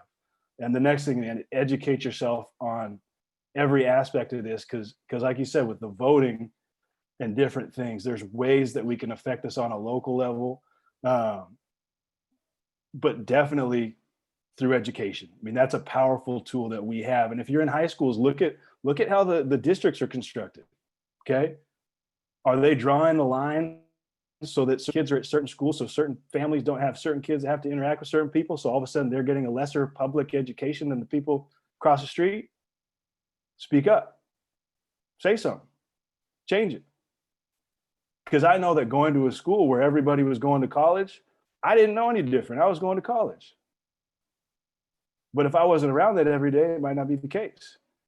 And so those are the things, whether it's high school, college, junior college, whatever, wherever you're coaching, however you can affect it, that's something that's what we're involved with. That's our deal. And so to me, that's the biggest thing that I've come. Obviously there's more, and I'm excited to listen to what you guys have to say. But I know that I don't want to feel guilty anymore. I don't want to feel what I felt this week. And so I'm going to call it out. And not in an aggressive way, in an empathetic way, in an understanding way, and knowing that some people just haven't been exposed to the things that we've been exposed to, and they don't have a vehicle to understand. They're just not around it. And so to help them understand, especially the people that know me and know who I am, because when they hear it, I mean, they're shocked. You know, there's kids in Seattle, basketball players, I got pulled over and held at gunpoint. White guy that I work with goes, "Man, that's crazy. Did you see that?" I said, "Yeah, they got an apology and $80,000. And he said, "Huh? No, they got guns pulled on." I said, "Yeah, no. I mean, yeah, I get that, but man, they got 80 grand. They apologized. They actually acknowledged it." And to me, that was the shocking part. And that's the difference. But yeah, I'm excited to hear what you guys have to say. Adam, I appreciate you having me on. Yeah. Thank you, Marlon. Great job, man. Our last speaker tonight is Dr. Marcus Bright. Marcus and I went to college together. Marcus was a really good player at the University of Tampa, three-point specialist. And he went on to get his doctorate. He is a scholar. He is the district administrator for 5,000 Role Models of Excellence Project. He's somebody that I look up to. He works in this space, and I thought he'd be able to give us a great perspective. Go ahead, Marcus. Thank you very much, Adam, for having me on. I'm honored to be on this call. This is an incredible community that you all have. Man, this is like I see my former AAU coach from the Memphis YMCA, with Jermaine Johnson, Memphis, and I'm a Memphis basketball fan. See Cody Topper on, man, but this is just an incredible conversation, and I salute you all for having it and participating in it. And I know that it's difficult, because a lot of, the elephant in the room for a lot of Black professional Black coaches is you really have to, especially before this, weigh when you engage, how you engage, because there's been a long history of people having to pay a severe price, career price, for speaking out on certain issues or doing anything that can be positive, looked at as controversial. Because and even me, most of my background is in academia.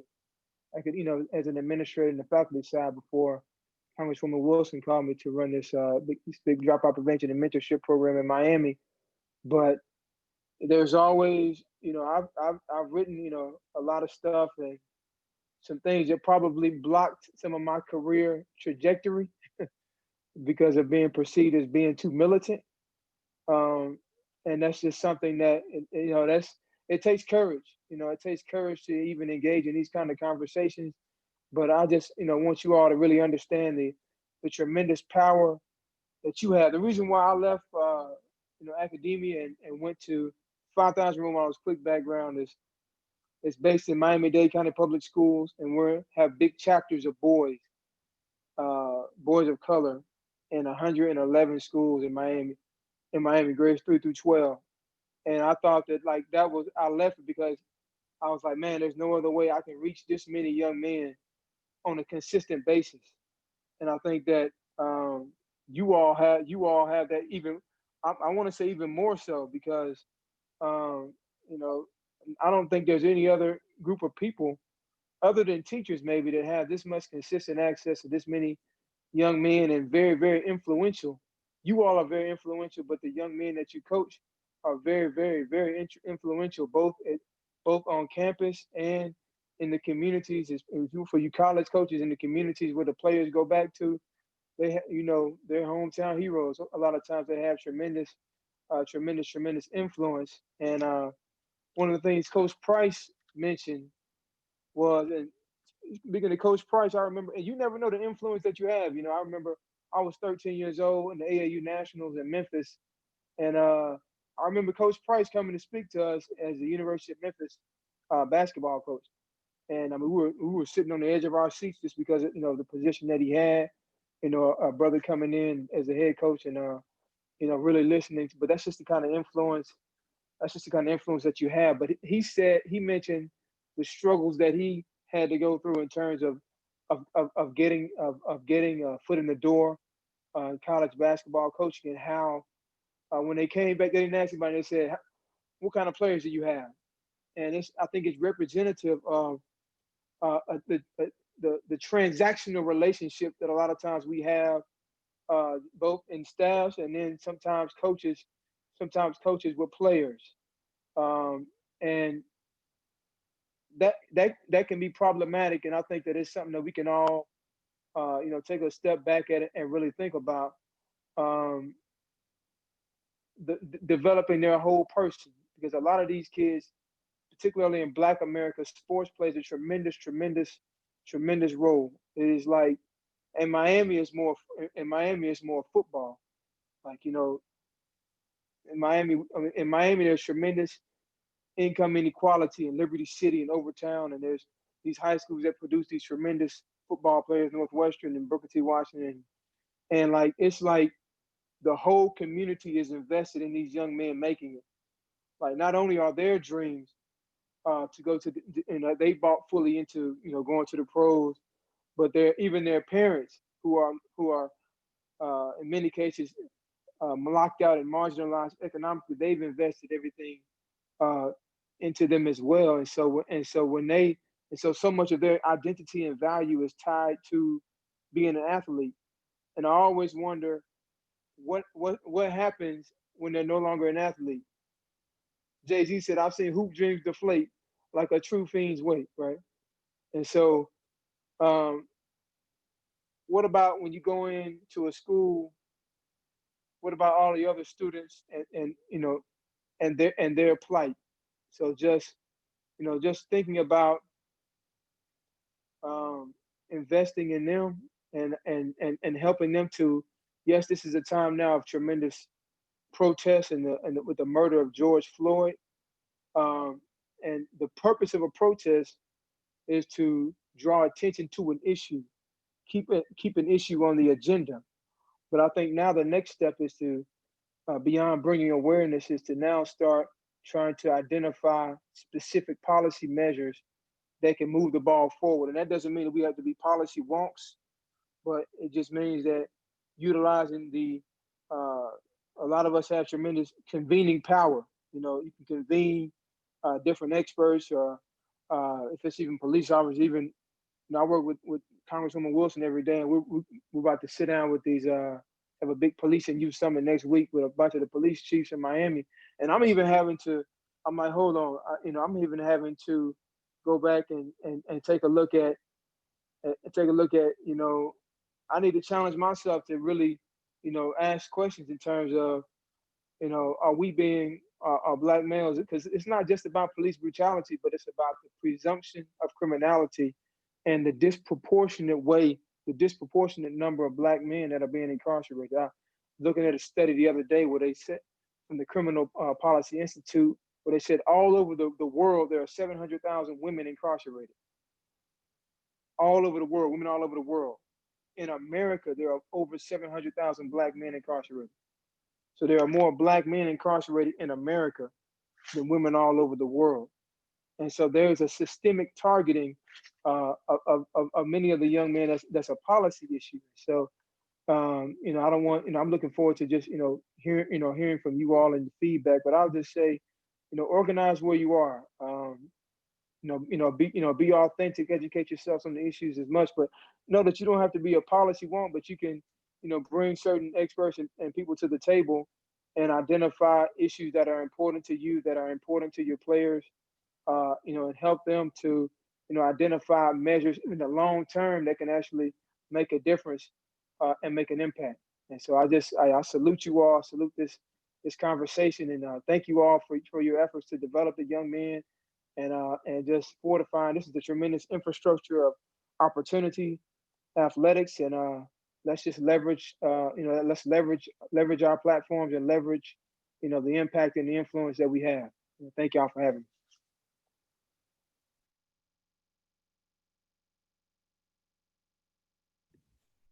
Thank you, Marcus. I'm going to turn it over now to Ryan to lead the open discussion portion of this evening. Go ahead, Ryan. Thank you, Adam. Yes, we're going to go ahead and open up our dialogue this evening. This is an opportunity. We've got 100. I'm looking right now. We got 150 coaches on this evening at the moment. This is a time for you to open up. I mean, and we'll go ahead and we call it, and Adam, actually we did something similar to this over the weekend. We call it barbershop talk. So you tell how you feel, there's nothing to hide, nothing to be quiet about. You just be honest and open up. I've got somebody that's going to help me as well, Adam. Cam Daly. You want to unmute yourself, Cam? Yeah, I'm good. You can hear me? Yeah. Cam, I'm gonna go ahead and I'm gonna let you introduce yourself, Cam. And Cam's gonna help me just with the open dialogue as well. And we've contacted a few coaches to just kind of speak their mind and tell how they feel about things with what's going on in the country right now. Yeah, of course. Like Ryan said, we did something like this similar on Saturday with about 30 coaches. It was an invite only. And we do it every Saturday, just talk, and it's free. And speak your mind. We don't try and record it, and it's just off the cuff. And a lot of coaches got to, hear their point. And the thing about that is, everybody's going to have an opinion. All right. So whatever somebody else's opinion is, it may not be yours. You may not agree with it, but you just really got to open yourself up. In my eyes, that's something that's wrong with America, is that when somebody has an opinion, instead of us trying to open up and listen to them, we form our own thoughts and then we go off on them. Ryan and I have been talking, and I think Coach Price said it best. We're all hurting. Every day when I leave my house, I turn and look at my kids, and they're scared. Is Dad gonna come home? And I'm just as fearful for them with everything that goes on in America these days. But I challenge all you guys and ladies on here too, is speak your mind. Use your platform. Whether you have people who follow you on Instagram, Twitter, whether you have people who but like they said, we got to do more than just tweets and stuff like that. Coach Black said it best. Tweets are great, but when are we going to open up and really talk as a community? Nobody's white can tell me they've stepped in my shoes or walked the walk I've had as a Black person. I'm lightly complected. A thing my dad told me was that he wanted to put Caucasian on my driver's license, so when I got pulled over by a police officer to see what they were going to say, and he found that funny for him. But we all have got to really fight this now. So if you see somebody who's in your network or somebody you deal with and the way they are, you need to speak to them or leave those people alone, because it's going to take all of us to fight this type of stuff. I hope everybody gets that, and that's just my spill on it. Ryan? Thank you, Cam. I'm going to go ahead. The first guy I'm going to go ahead and ask, Chiron Chapman. You there, Chiron? I know you said you had some things that, were on your heart. Yeah. Am I off mute? Yes. Okay. Yeah. I mean, just like my man said earlier, I mean, we all are hurting. I think just in terms of speaking to the situation that just happened. I'm just telling him at a loss for words. I was telling somebody today, man, I grew up in South Baton Rouge, which is, a very tough part of Louisiana. I've seen the aftermath of murder. I've seen, drugs, poverty-stricken areas. But to witness the video of somebody, of that man's breath being taken out of his body right before the eyes of the whole world, it baffles me. And it's like, this has to be the last straw. But unfortunately,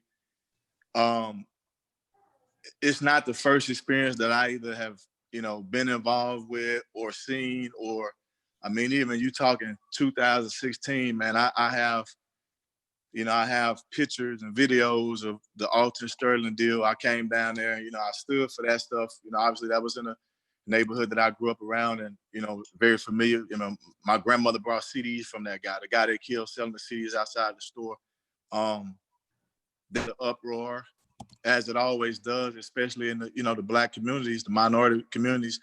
But the problem was, after the anger, after the hurt, after that, it was no follow through. I had to ask somebody the other day, did that guy even get convicted? Did those cops get convicted? I don't even know what happened with the case. You know what I mean? But, you get to the point to where, you say, man, is this the last straw? Okay, so we've witnessed, we've seen it. It's not an aftermath. It's not a side angle. Like we've seen, what took place. This stuff is thick, and it cuts deep. You just wonder, will it ever be justice or, equality? In terms of the coaching profession, I've been doing this, over 15 years. I don't know if Coach Price still on here? I don't know if he's on here, but I played for Coach. I know Ryan. I'm still on, Shy. You on? What's up, Coach? Man, I enjoyed it. I remember some of those stories, man. As a player, and I've kept that with me. And I appreciate you for helping develop me, as a young man and as a man now. And I've heard some of those stories that you talked about with your father and how he stood for things. But just in terms of the profession, coached at Memphis, coached at University of Massachusetts for 9 years, and now I'm at Texas Southern. And it's like night and day, to be honest with you, in the SWAC, predominantly Black university versus, predominantly white university. So I know the differences between them. I've had some tough experiences in my stay in Massachusetts for 9 years. The stuff that's happening, that's going on, it's been happening for a long time. As my man said, I think before about, the experience of a Black man or minority that we have behind a steering wheel, whether we're recruiting or even with me, it was a 15-minute commute from my house, to work. And I found myself, praying, in the morning just that I would get to work and back without getting pulled over. You know what I mean? And what happens, I think, a lot of times is we start to accept that as a norm when that's not the norm for everyone, or every race or like your colleagues. What I've been saying lately is the elephant in the room got to die, man. Like for some of us, especially if you're not a minority and you're working around minorities and you see some of the stuff that goes on. Like for instance, my phone is blowing up from my ex-supervisor who's a white guy. One of my best friends in the business who was on that staff is a white guy. And those guys now are saying, man, I wish that everybody could know you the way we knew you so they can understand, because I think the problem is some people don't understand if they haven't experienced it. Or they don't know anybody personal. For instance, I've been on recruiting trips, pulled over in Indianapolis coming from the D to 64, and my boss just so happened to be in the car with me. I'm driving him, man, and you got a guy just like that guy who put his knee on his chest that slams my leg in the door. Now, I knew, and I was just wise enough to understand that I had to get back to my kids, and he wanted a reaction. I can't say that he wouldn't have got a reaction if my boss wouldn't have been on the side of me. But he was able to witness that and see that. And that's what he called me today. So, man, I was just telling my wife about what happened to you in Indianapolis. So I think they saw stuff, but it's not enough to see it and have that conversation with me or with his wife. You know what I mean? Like, it's got to be to the point to where if you're in position and you're not a minority and you're with the, you know, you're with the majority, you know, of where the stuff is coming from, you got to speak up. You know, you got to speak up. And, you know, if I could say anything, just, you know, I don't know who I was on the phone, said 150 people, but for those who are not minorities or those, you know, who are seeing things that's going on, even in the coaching profession, you know, not just the stuff, it's not right. It's not enough to say, man, we just want to not die. That's not enough. You know, it's so deep in terms of job opportunities, in terms of, you know, situations that, you know, minorities may not be able to get involved with because of the color of their skin. I mean, it goes deep. And if you're in a position to see some of this stuff, you know, you can't be the elephant in the room, man. I think until people speak up, and even the guys like Coach Price, you know, who's, you know, obviously Coach is an OG, but it's guys in his position right now that's probably scared to speak up because they don't know about job security. They don't know about other opportunities. I mean, this stuff has been going on. And I've had days, man, where I just want to get out of the profession. You know, if it's going to call, I'm going to say this, and this will be my last thing. My mother warned me 3 days ago, and I hadn't saw the video. She warned me not to get on Facebook and put nothing, to post nothing, and say something, you know, and I'm like, you know, and I'm messing with them like, man, you know, them days over with, you know, we could speak and say, this lady is telling me, all right, you're going to be sweeping the concrete. You're going to be sweeping. Okay, when you be sweeping peanuts off the concrete, you know, people will fire you. And she don't even understand that I'm at a predominantly Black school. So if there's any time to say something, if I wanted to say something, it could be now. But that's how conditioned her mind is, and our people, especially, you know, Coach, you can attest to this, like in your era, you know what I mean? You got people who's scared to speak up and say something, even of our race, because they're afraid of what may happen. And I had to tell her, like, man, them days over with. You know what I mean? I'll get out of the profession before I continue to stay silent. They just killed this kid.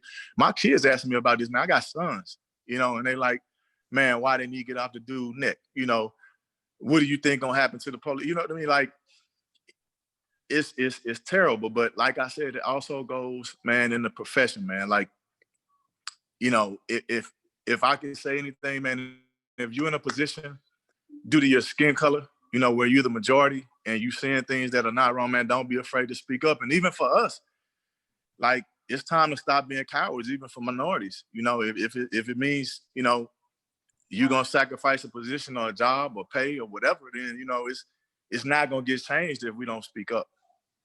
So I mean, I could go on and on and on about the experiences I had. It's been a ton of them, but I mean, for the most part, you know, that's pretty much, you know, what I'm gonna leave you with, man. Yeah, I like to piggyback what Shai just talked about it, and I'm probably I've been in the profession for over 20 years, and we've had a gentleman that's been on our Zoom calls, and he's been helping us with some of the things with our team, and even with the coaching staff of our vision and big vision and different things, and he posed a question to us, and his question was, what would you change? What would you do differently if you weren't afraid of what the results would be? And my first thing instantly was, if I could be the fear of being an advocate for Black coaches in this profession. And I heard somebody talk about it, the guilt. And for me, being a guy that wants to give back, that tries to give back in this profession, and when Gordo asked me to come on here, with hands down, I wanted to do it because I've been silent for so long in this profession, and the guilt of not, you know, wondering if I'm not going to get this next position because I spoke up, or, you know, am I being too militant in this profession? And that's where, I agree 100% with what Shai just talked about us being silent. And I think, Coach Price obviously knows a heck of a lot more about it than I do, but we're yearning for this profession, for somebody or somebodies in this profession to speak up. And Hold on, Cameron, get her. And I'm speaking more from the, whether it's this type of discussion or it's job discussion. We got, it can go a bunch of different ways here. We got 0 black coaches in the head coaches in the Big Ten, and we're talking, 2020 here, where those type of things, and I think there's a lot of built up frustration and anger then once we see things like this that happen in Minneapolis, everything spews over. And so, man, just really that's my goal. Big vision is no longer to be hesitant, to be afraid, to be able to speak on issues that may be a little bit dicey, so to speak, and I think that's one way of being able to give back to our whether it's our players here at Indiana State or players across the globe, is making sure we're getting out there and we're speaking. We're speaking about it and not being fearful and hesitant. So our next generation, I got 2 boys, 15 and 10. So my boys at one point in time, when they form their opinion strongly enough that they're not afraid or hesitant to speak what they feel is appropriate. Hey, Kareem, can I ask something real quick though? I had a great talk yesterday with somebody. I'm not going to name the coach, but the same stuff that Colin Kaepernick did, and we left him out to dry. Yep. All right, has a whole community, whether it's black or white, laughed at him and everything. If that whole 49ers organization had taken a knee, this world would have been a better place. I agree. If your players on your team all decide one day, whether you're a white coach or a black coach, to have on "I Can't Breathe" shirts because a man cried for his mother who died 2 years before him, so something is going on with that. What if your team has a white head coach comes out there with "I Can't Breathe" shirts on and telling you, "Coach, we're all going to take a knee"? What are y'all going to do? What are you going to do as a coaching staff? Well, obviously I can speak, with this, and that's where I'm not going to be a hypocrite, man. And so I'm with it, and I'm with them. And so that's the point that I'm talking about me being in this thing, man. I'm an older guy in this profession that hasn't done shit, to be quite honest with you, to better from those type of standpoints and jobs and equality and all this stuff. And so I'm with it. I mean, I don't know what, or I really don't care what anybody else is going to do, but to your question, Cam, I'm with it. I respect it. Can I piggyback on that real quick? I think back then when that happened, I think, and I'm just talking, man. A lot of people were afraid to lose their paychecks.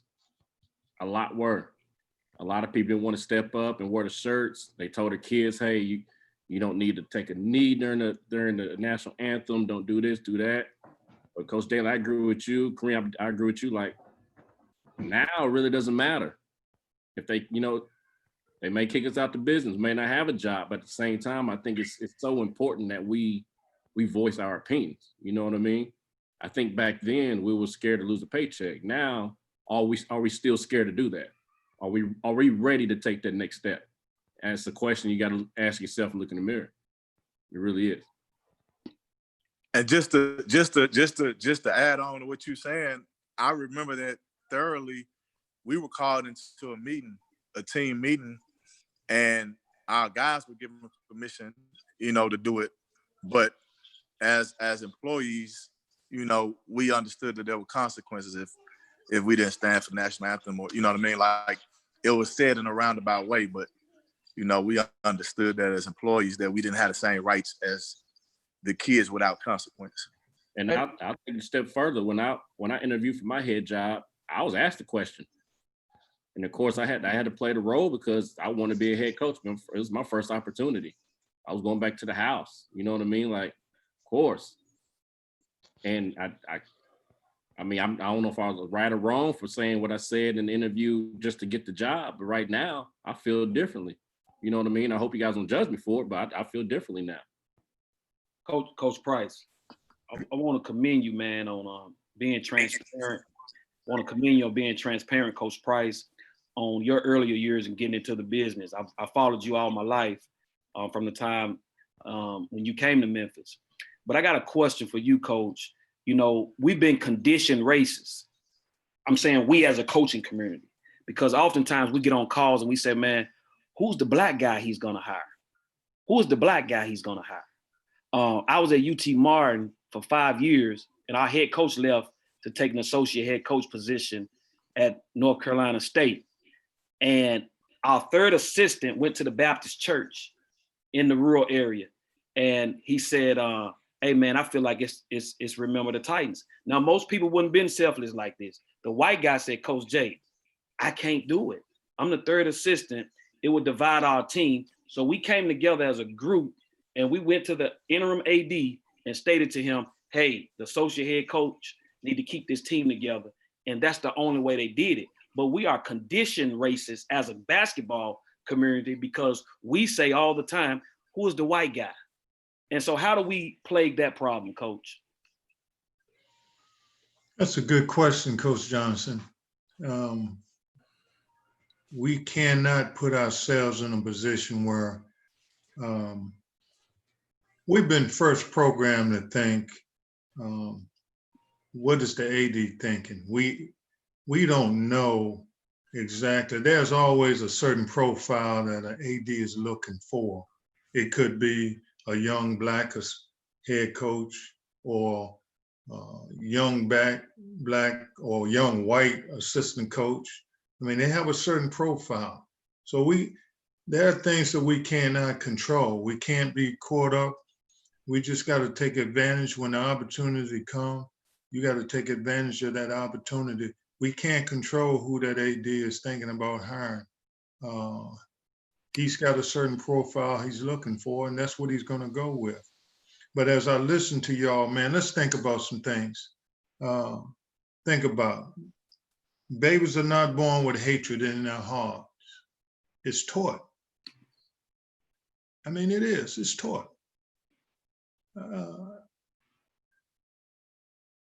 Does black matters only if a young man is scoring baskets or running touchdowns? I'm an old school guy. I saw the riots in Watts in the 60s, marches in Selma, Alabama in the 60s. I've seen sheets have been removed from faces, but some been replaced with badges and guns now. That's what y'all dealing with. That's what we're dealing with. But you can't be afraid to speak. I'm not afraid to speak. I'm on the downside of my career. I got a responsibility to speak. I said yesterday, I've got to speak for the less fortunate. I got to speak for those who are afraid to speak. Too many brothers are dying, too many mothers are crying. What happened to liberty and justice for all?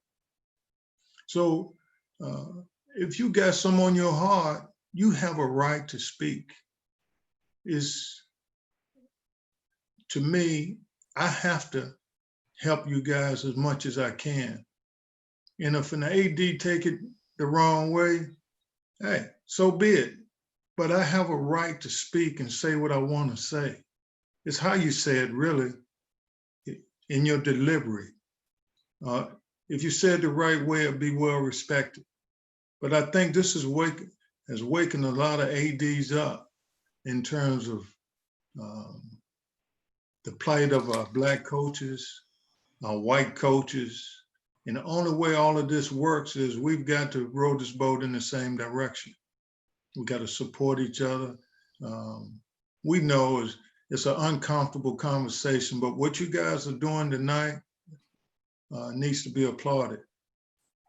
But you know what I'm most curious about? I hadn't heard any white coach speak, because it's important that you hear dialogue from them too, because they might have a different perspective in terms of what it is that they feel like a change that needs to be to be made to help us make progression in this country.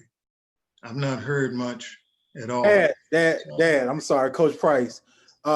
We got a couple guys. Carmen from Siena. Coach, I'm gonna let Coach chime in and give his spiel. I'm sorry. No, I appreciate you guys. Obviously, we're in this brotherhood together, and I've told this to my players, and I've told this to my players' parents. You know, I'll never know what it's like to walk in a black man's shoes. And so, you know, I have a heart, I have ears, and I can do my best to understand, and that still may not ever, you know, amount to understanding fully what y'all go through on a day, on a week, on a month, on a year. But I'm about, you know, being here for everybody. I don't think I have answers, but I do think we can make change. And as a first year head coach, you know, I talk about, you know, being able to make an impact in young men's lives and in people's lives. And so, you know, there's over 140 people on this call right now, and we all represent some sort of program.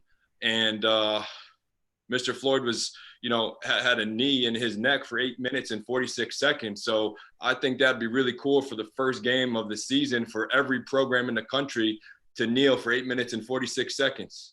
Right after that national anthem, let's kneel for 8 minutes and 46 seconds. Let's not have a word said. Let's have our players all on one knee. Why can't we do that? That's peaceful. That makes an impact. And that sends a message to the whole nation that we're all unified, no matter it's Division 1, 2, 3, NAIA, JUCO.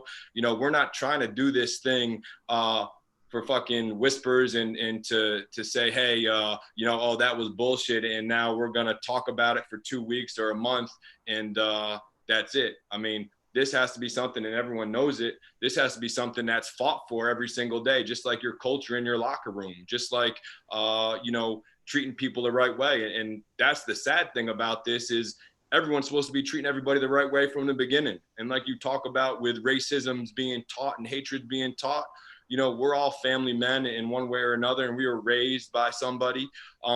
And so, you know, we got to get to the root of the problem with young kids too. And that comes from our summer camps, and that comes with getting out in your communities, and that comes from getting to the Boys and Girls Clubs. And, you know, some people aren't fortunate enough to have a mom or a dad or a granddad or a grandma, and some people aren't raised, but we as coaches have all coached at different levels and been able to bring in young men into our lives to help teach them the good. So I think, you know, we could do something with 8 minutes and 46 seconds. I think we could do something with, you know, not just putting stuff on social media because anyone can type on a keyboard. You know, we have to do things in the community. We have to do things, you know, maybe every year at the Final Four once we can get back together and we can all come together no matter what, and have not a social to get drunk at, not a social to have fun, a social to talk about real life politics and issues that could help better our game and better our brotherhood, because that's what this thing's all about. Hey, Coach Carmen, excuse me, I don't mean to interrupt. You made some good points, but like Coach Ryan Price says, this is barbershop talk, right? Are you there? Yeah.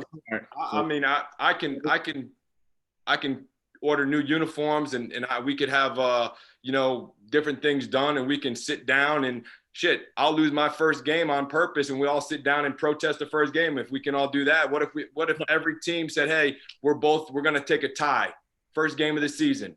You make good points. Don't get me wrong. You make great points, and I think all that'd be great.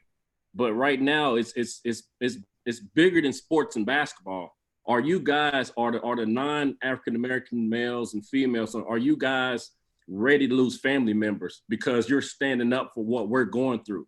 Are you ready to lose friends that you've been friends with since elementary because what we're going through? Let's not talk about basketball right now. Go back to anybody in your family or your circle that does not agree with what's going on and have that conversation with them. I think that's what we're fighting for right now. You know what I mean? We can take a stance in basketball, and that's great. Don't get me wrong. And that's why you got a great point. You got a great point. I think we should do those things. I think that would definitely help.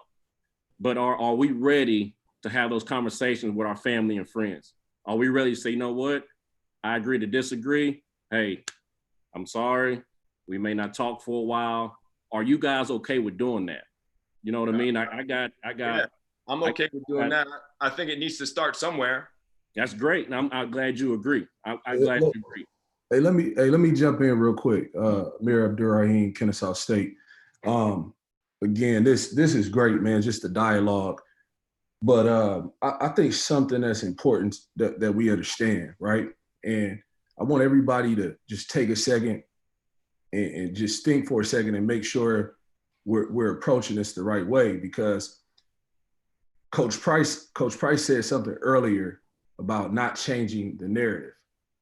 Okay, that's what oppressors want. They want us to change the narrative.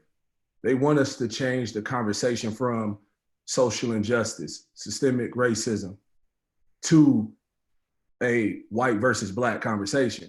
Okay, and the truth of the matter is this is not a white versus black conversation. This is a right versus wrong conversation. Okay, like, so let's make sure we, and again, I'm not trying to be cliche-ish, but let's make sure we keep the main thing, right? And so we jump into the feeling that everybody has. And, you know, man, my feeling may not be any different than Carm's feeling, right? Or, you know, one of my best friends in the business is Steve Prohm. It may not, his feeling may be the same, right? But I guess the thing I'm thinking about, you know, from a African-American standpoint is, you know, I keep hearing people ask the question, well, you know, why doesn't America love us? You know, why doesn't America love us like they love Black culture, right? Hell, I'd be fine if they just stopped killing us. I truthfully would. I'd be fine if they just stopped killing us. But the main thing here is keeping the conversation on the things that have burdened us. Like I'm with, you know, attacking, you know, the inequality and racism in the school system and the other areas. But the place we need to start at, because our real leaders are being hunted and killed. The place we need to start at is how we change the policy and laws within local policing, federal policing, because that's where we're being hunted and killed right now. It's the truth about it, right? Like I'm gonna just share this, like, and again, I think the point, you know, I hear Karn, right?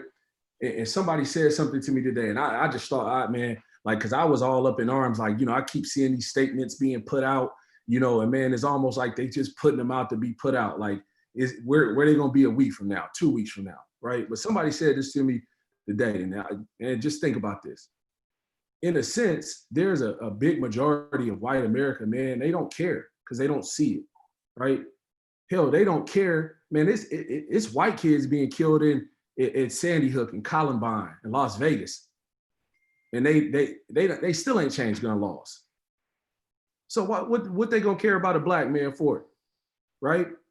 So it's on us, all right, to continue this conversation. It's on us to welcome and educate the white Americans that feel like we feel, so that we can change the inequality and how these races continue to become police officers, and they're out here hunting us and killing us, right? So as we sit here and we talk in this barbershop talk, I'm all about keeping it real, right? But the narrative cannot be pushed aside. The narrative cannot be changed, because we just saw it. We saw it the last 3 days. We saw it go from 8 minutes and 40 seconds. This cop had his neck on his knee on George Floyd's neck, to, well, the rioters and the looters. You hadn't heard a whole lot about George Floyd. Then you got Donald Trump jumping out here, and he's trying to change the narrative again. So in a sense, if this conversation right now turns into, well, what is Carm or, you know, Brian Benator or whoever else is going to do, right? Then the narrative has been changed, and we're falling right into what the oppressor wants. So I challenge us on here to keep the main thing. Ask the right questions, create the right dialogue, because it doesn't need to turn into, well, what are y'all gonna do? No, it's what are we gonna do together? That's my piece in it for right now. Hey, Amir, but let me. Cody, this is Cody Toppert with University of Memphis. I just like to jump in on this, because, you know, here's one thing that comes to my mind, right? Is I you know, 18 is the voting age. How many of our players are registered to vote? Somebody tell me that. And how many of us on this call voted at the local level, right? How many of us voted in the last presidential election here? Because I'm sure that out of 150 of us, there are some that were guilty of not placing their ballot in that box, right? So now, what if we come up with an initiative where all of our players, man, they're all going to be 18 years old.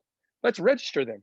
Let's educate them on, who are the candidates, right? And it starts with educating ourselves on who the candidates are. How do we know who is going to push police reform at the state level if we don't do that research ourselves? If we don't put that information in front of our players, right? We're going to have classes on, all this other stuff. We have study hall, and our guys are, doing, some career deal, and they're going to learn to put together a resume, and they're all this. Well, why don't we sit them down and get them all registered to vote? Why don't we have speakers come in and speak to them about the different policies that can be voted on at the state level, at the national level, right? And I think it starts with us too, because I don't feel like I'm 100% educated on all these matters. And if we want to truly enact change comes with us speaking our voice, and that can be an action by placing a vote. And to me, like, that's huge, because if we all sit here and talk, and I love Carm's idea, man, let's take a knee. I'm down with that. Let's do all that stuff, right? Because we have a platform that other people look at. But if we all go back to our houses, or our players go back to their dorm rooms, and none of them voted, I mean, then they didn't help with that cause beyond using their platform to hopefully impact somebody else to go vote. But if you really add up everybody on this call, right, and we got 351 Division I teams, or how many it is, how many Division II teams in AI, whatever it is, in ABC, we get all these players, registered to vote, and we educate them in some way, shape, or form, have some platform to help them understand how to enact change. Now I think, we can get some of the people in to office that are going to enact those reforms. And that's something I've been thinking a lot about, right? How can we actually make a change? How can we stop talking about a change? How many times are we going to talk about a change, right? It's like we talk, and then nothing ever gets done. Oh, yeah, of course, let's take me. That's gonna impact somebody else. But to me, I'm thinking like this stuff has to change, and how to use their voice either, right? Because I know that's all I got for you guys. I don't know if anybody else got thoughts. Can I? Yeah. Ryan, can I piggyback on a couple things? Yeah. Hey, Serge, hold on. Give me 1 sec. I think Will has something real quick. Yeah. Hey, real quick. Sorry, Serge. Hey, coach has got to rock out first, man. Hey, let me give my perspective real quick, because I put a post up like 2 a.m. this morning because I was wrestling with, on Twitter, and it said, I'm up late thinking of ways to help. Let's post solutions. Let's start dialogue. And the question was, do your players know why they need to vote? All right. I got one comment. I got one comment on what I put out there, and I got over 1,000 followers, coaches, people in the business, because my thing is, everybody's talking about what they feel, and I get what you feel, but what are we gonna do? Okay. And so my recommendation, I think we do your players know why they need to vote? You know what I'm saying? You have to, we really get into, explaining to players, like, all the ins and outs of teaching them basketball. Do your players know why they need to vote? Okay, before we saw what we saw in this last week, they may have thought they didn't know why they needed to vote. And it's kind of like what Huff said. We have reached a level in leadership where we got good jobs, we drive good cars, we got, we move to the suburbs, and we do not educate our players on how we got there. Okay, all right. It's nobody's fault. We have to help. We have to be our own solution. Okay, we have to be our own solution. It's nobody's fault. It's not Carm's fault. It's not anybody's fault that's white. Okay, it's our job as a community to make sure our house is right first. Okay, and educate our players, go back into the communities. We've made it. We always talk about we got the bag. Shit, what are you getting the bag for? What are you getting the bag for? All right, we're collecting the bag and leaving everybody else fucking behind. All right, and so my thing is, as educated guys with good jobs, we're able to get into rooms with people and rub elbows with people that makes decisions. We need to go back into the places where we can impact somebody and give them the information early in their development so that they know what they need to do when they get the bag. All right, because just like the young man said, the guys in Miami, okay, that they're building their life on being professional athletes, okay? And when they fail, they don't have anything to fall back on, okay? All right? And so we need to hit them dudes early in the process and let them know, when you get that bag, you know what? 60 years ago, we still were in segregation. 60 years ago, your grandmother, you maybe didn't know your grandmother, but she didn't have an equal opportunity to go to college. That shit didn't happen 100 years ago, okay? It happened in a lifetime, okay? My mother's 70 years old. It happened in her lifetime. You feel what I'm saying? And so we did take a back seat to the civil rights movement, okay, and not educate like those guys did before. And I want us to come together. I want to know, like I'm going to try to start a mentorship program in Greensboro, okay, where we can reach back into these communities and educate these young men and young women about what they need to be doing as far as voting locally. That's a big fucking point. Shit, I didn't know I needed to vote locally until I got out of college. And I'm gonna keep it 100. Vote locally, shit, I'm only voting for the president. And so you think about it, you go back and ask your team, do you know anything about voting locally? They're probably gonna tell you no. Shit, they only thinking about Trump and Obama. But the people that can affect them is right there. We got guys coming from different states. And so they're saying, shit, it's voting time, but I live in Chicago. As coaches, we need to be like, yo, you need to get that absentee ballot, all right, because your vote's important back in your hometown. All right. Those are the things that we need to be getting to our kids so that when they move forward, they be like, shit, coach, he said that was important. I need to vote. Just because I'm not home doesn't mean I got to pass. You know what I mean? And so I agree with what everybody's talking about, but we need solutions. We need to figure out how we can get the 500 mentorship program that the young guy said that's in Tampa. We need to figure out how to get that in our circles so that we can impact people with the information that we're getting at this level. Hey, Coach Jones, let me ask you something though, because okay, I played for Ben Jobe, and Ben Jobe used to talk to us, and he talked to a guy and figured out he was good with kids or something. So you need to be in education. I know you want to play ball. All right. How many of us are talking to our kids about being an AD instead of being a head coach? Mm-hmm. So we can affect something. How many of us are talking to our kids about trying to be a mayor or be a politician instead of scoring 24 points for you and getting a win for you or score a touchdown for your program? How many of us do that with our kids seriously? Like talk to them and tell them what they should do or what kind of path they should take. Because what do all our kids want to do? They want to play in the NBA or they want to play in the NFL. They want to play overseas. That's all they're talking about. They're not talking about, I'm trying to make a change somewhere, but it starts with us, just like you said at the top. You as a head coach got to be talking to your kids. Son, there's more than basketball. And if that hurts them or affects them, they don't want to come to your school, well, then I might not need you in my program. But what are most of us doing on this call when we go into a young black male or female's house? We're talking about what we can do to make them a better athlete because that's what we care about. So if we're going to make a change, let's make a change on all that. Yep, let's register them to vote. Yep. But let's also talk to them about something they can do to impact. Let's get a police chief out of one of these programs. Let's get a mayor out of one of these programs. Let's get a governor out of one of these programs. That's the type of change we're talking about. So let's do that. I agree. I agree. Just wanted to take a different approach. And Coach Jones, I'm with you 100%. Just want to look at it from the lens of these guys, these 18 to 22-year-old guys, I could say they probably don't even watch the news. And most of you guys might agree with me, they don't watch the news. So they're probably seeing it from the lens of social media, where they see just the rioting, the looting, and obviously they seeing the death.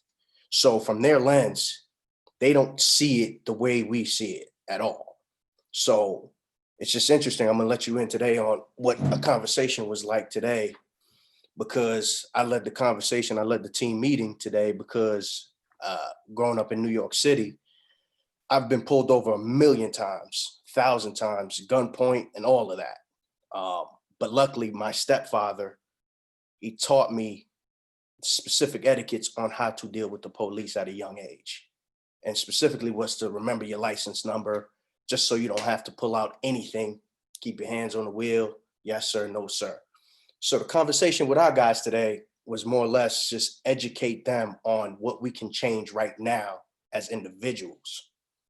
Because yes, from a legislation standpoint, that could take forever. But what are they going to do tomorrow? They're not going to stop driving. They're not going to stop driving. They're still going to hit the streets. They're still going to hang out with their friends. So today, the conversation for them was more or less like what we're trying to do and what we will do, because we have a kid on our team whose father is a cop, and he has it from both standpoints. So we're going to utilize him and just pretty much have him come and speak to the team on just etiquettes on what to do right now when being pulled over, what to do, how to talk to the police. Because I can tell you right now, your kids, our athletes probably don't know. It's more of a reaction, and they don't think. It's just like, just compare it to pressure in a game. Pressure bust pipes, right? You see a lot of guys bust pipes, meaning that they don't know how to respond in a certain situation. And being pulled over, it's a pressure situation. So how do some of these kids react to when pressure? They don't handle it well. So therefore, you might see them reach for a glove compartment as the glove compartment as the police is coming, and then boom, then it's all she wrote and it's over.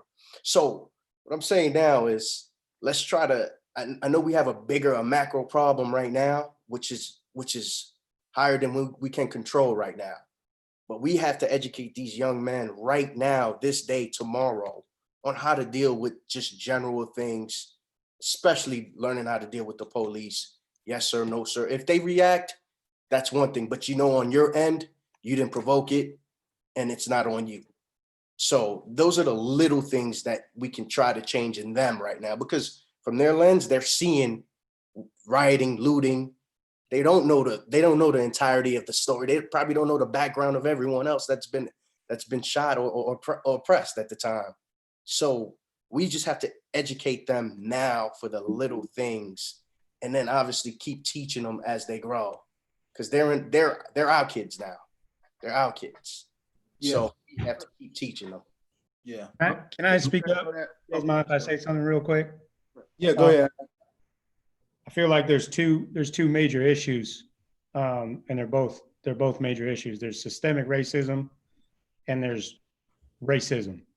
And the dude that stuck his knee on George Floyd's neck for 9 minutes, that dude was racist. And basketball has taken me all over this country, and it's taken me to places where like racism is like, some places I've lived, racism is like accepted almost. In some places it's a little more hidden, but as a white person, I can walk into, a house or a party or whatever with other white people, and that's where you can tend to hear those things come out. Those same people where if there's a black person there, they probably won't say anything. You might not know that, they're racist or whatever, but as another white person, they start speaking up, and I don't know who said it, but it isn't like it is a right or wrong issue. And just like when you're confronted with anything wrong, like we gotta like speak up and confront it right then and there. And I've been guilty of being in those situations. I've done it both. I've been guilty of being in those situations and just like left and been like, man, that was fucked up. And I've been in those situations and like tried to call it out. But I think that's the thing from, somebody was typing in the chat, they want to hear from a white person. That's the thing that like we got to do. we can't be afraid to like, be criticized for that or stand out for that. Like we have to call that out instantly. We got to call it out instantly. We have a 13-year-old son, and he doesn't care. Like he's wants to play video games all day. That's all he wants to do.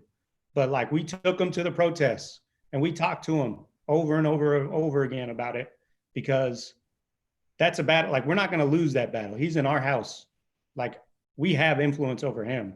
We're going to make sure he's educated. But even again, just like in situations, like we got to have the courage to call it out where it is. Coach, Let me say one last thing. I'm sorry. One last thing. I have white friends, and today one of my white friends called me and said, I don't know what to say to, I have a lot of black friends. I don't know what to say to another black man. I just told him, honestly, just ask him. You don't have to say, just ask him if he's okay. Like, so with the white guys on this panel, like, just we're okay. Like, like just be yourselves, and we love you, man. And do everything out of love, and everything will be all right. Yeah. So that's what the message I tried to convey to my friend today. If you who you are and you do things out of love, it won't hurt you. Yeah. I got Ryan Devlin, George Washington. I know you raised your hand. You wanted to speak real quick. Yeah. Now, naturally so, like I live about 2.5 miles from the White House. Like last night I heard honestly, I did heard the helicopters like going right over. I live near the Pentagon, so I heard all that stuff going on, and and then I'll just talk about what we're doing on a micro level with our team right now at this point. I work for Jamie and Christian, who's a hell of a leader. And he knows exactly, I'm glad I work for him, and I think he's right on point with a lot of things. And like one of the first things, that me personally, I told my guys is like, look, I'm white. Majority of you guys are black. I don't understand, what maybe you're going through, but I'm gonna tell you this right now. I'm gonna educate the living shit out of myself. And I'm gonna have a huge level of empathy of what's going on in your life.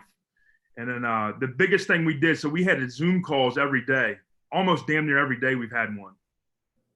The first one was directed by our head coach. The rest of them been all directed by our guys because they wanted to get out. Like we had 2 guys go protest yesterday of our own players. And there was a big ass debate in there. And what we did is we allowed our guys to have a platform. And I keep hearing that word being thrown around in here. Our players know they have a platform to talk about it. I mean, and it was getting heated because guys were telling them like, do it, don't do it. We're obligated to do it. Health, safety, all this stuff was being taught. And I think, and you could hear it from just being coach, being an older man, and myself being an older man, but you can hear in these younger guys that are, are black, that they have more piss and vinegar in their voice. They're pissed off. And you can just hear it. I mean, it's just human nature. It doesn't matter, when they're talking. And I think our job as a coaching staff is to let them get all that out. Let them say whatever they want. Like, like we're on this chat, like we all say whatever we want, but then help our young men just channel that in the right direction and teach them like where to go with that vision, that thought, that pissed offness, where it can get you. What, they got to understand everything. So that's what we're doing now. We created a platform for our guys to do that. So what they did is now they created a video and they're doing all this. They're putting this organization together. Like they're doing this right now as we speak. We have like 4 kids doing it. They came out with a video yesterday.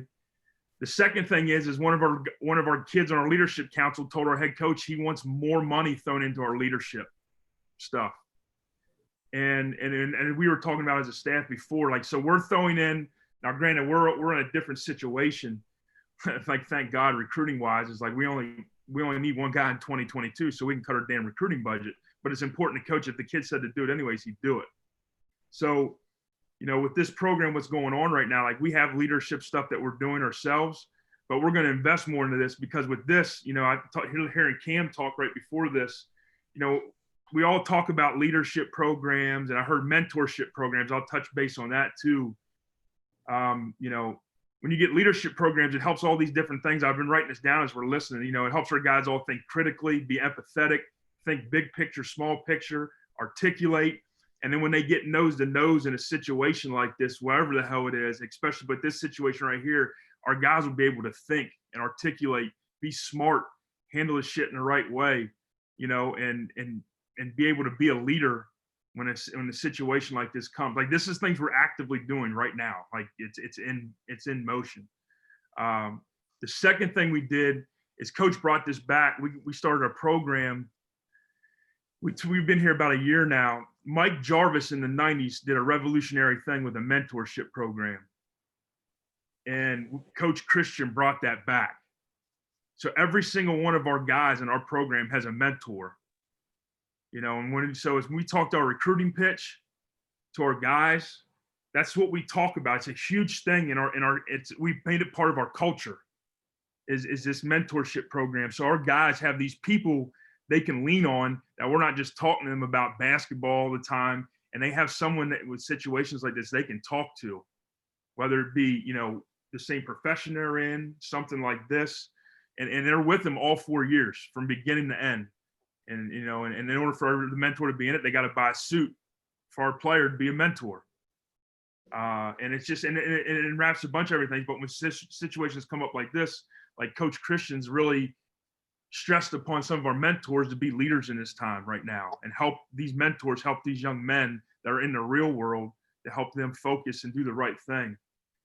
And then something I've been doing research on, and then hearing a bunch of voting and talking, you know, going on. That's right. Like, you know, you should find maybe the guy in your local delegate that's running for police reform. It's not a very popular thing. I used to be a history teacher. Police reform is not a very popular thing to run for, but in order for some of this shit that we're watching that's going on, it's totally wrong to change. You got to find them people that are running for that police reform.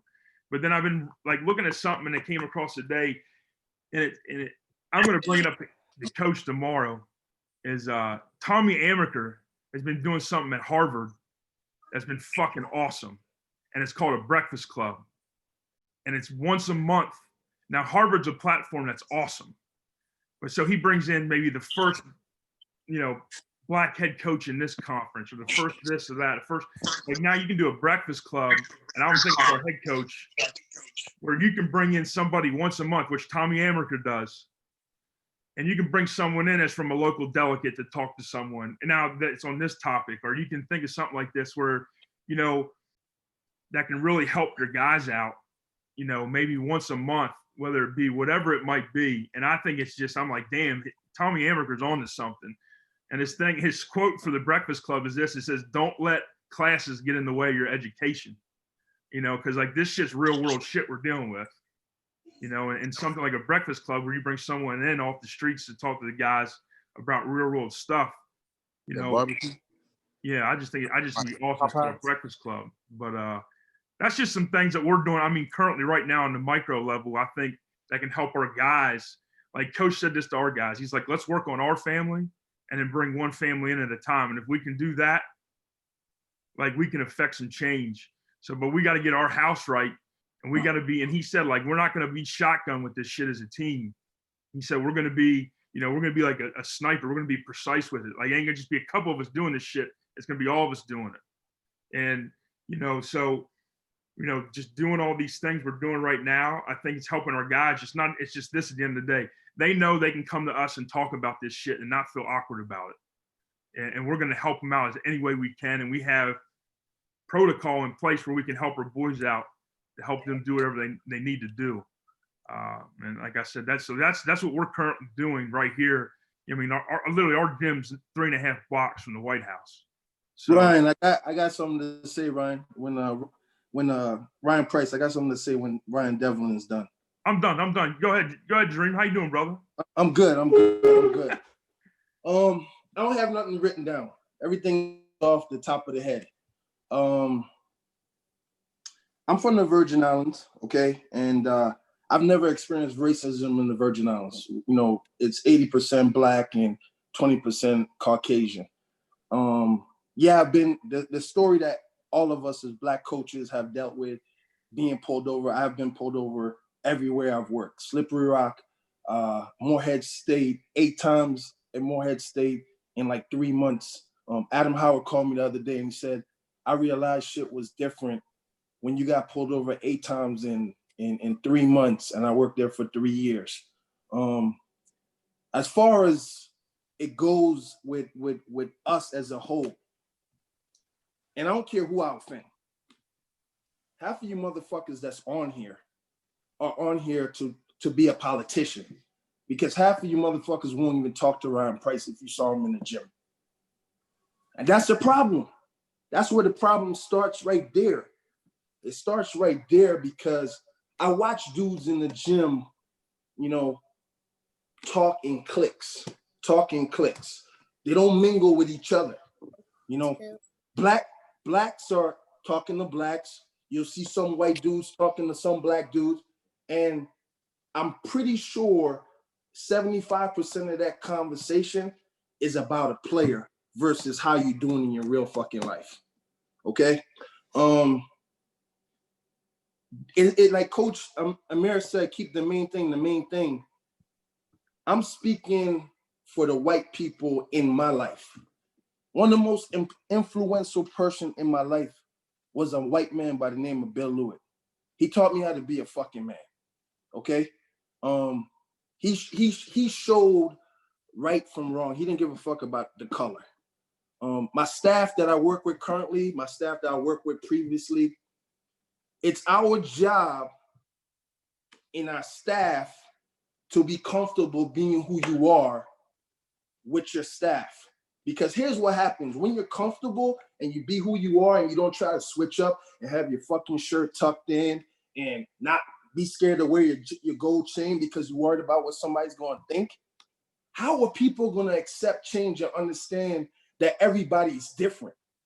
I'm different. I'm not trying to be like nobody else. Okay? I rock my chains every day. I haven't took my chains off since 2005. Okay? I rock my chains everywhere I go. You know what? My staff knows that's Reem. They accept that shit.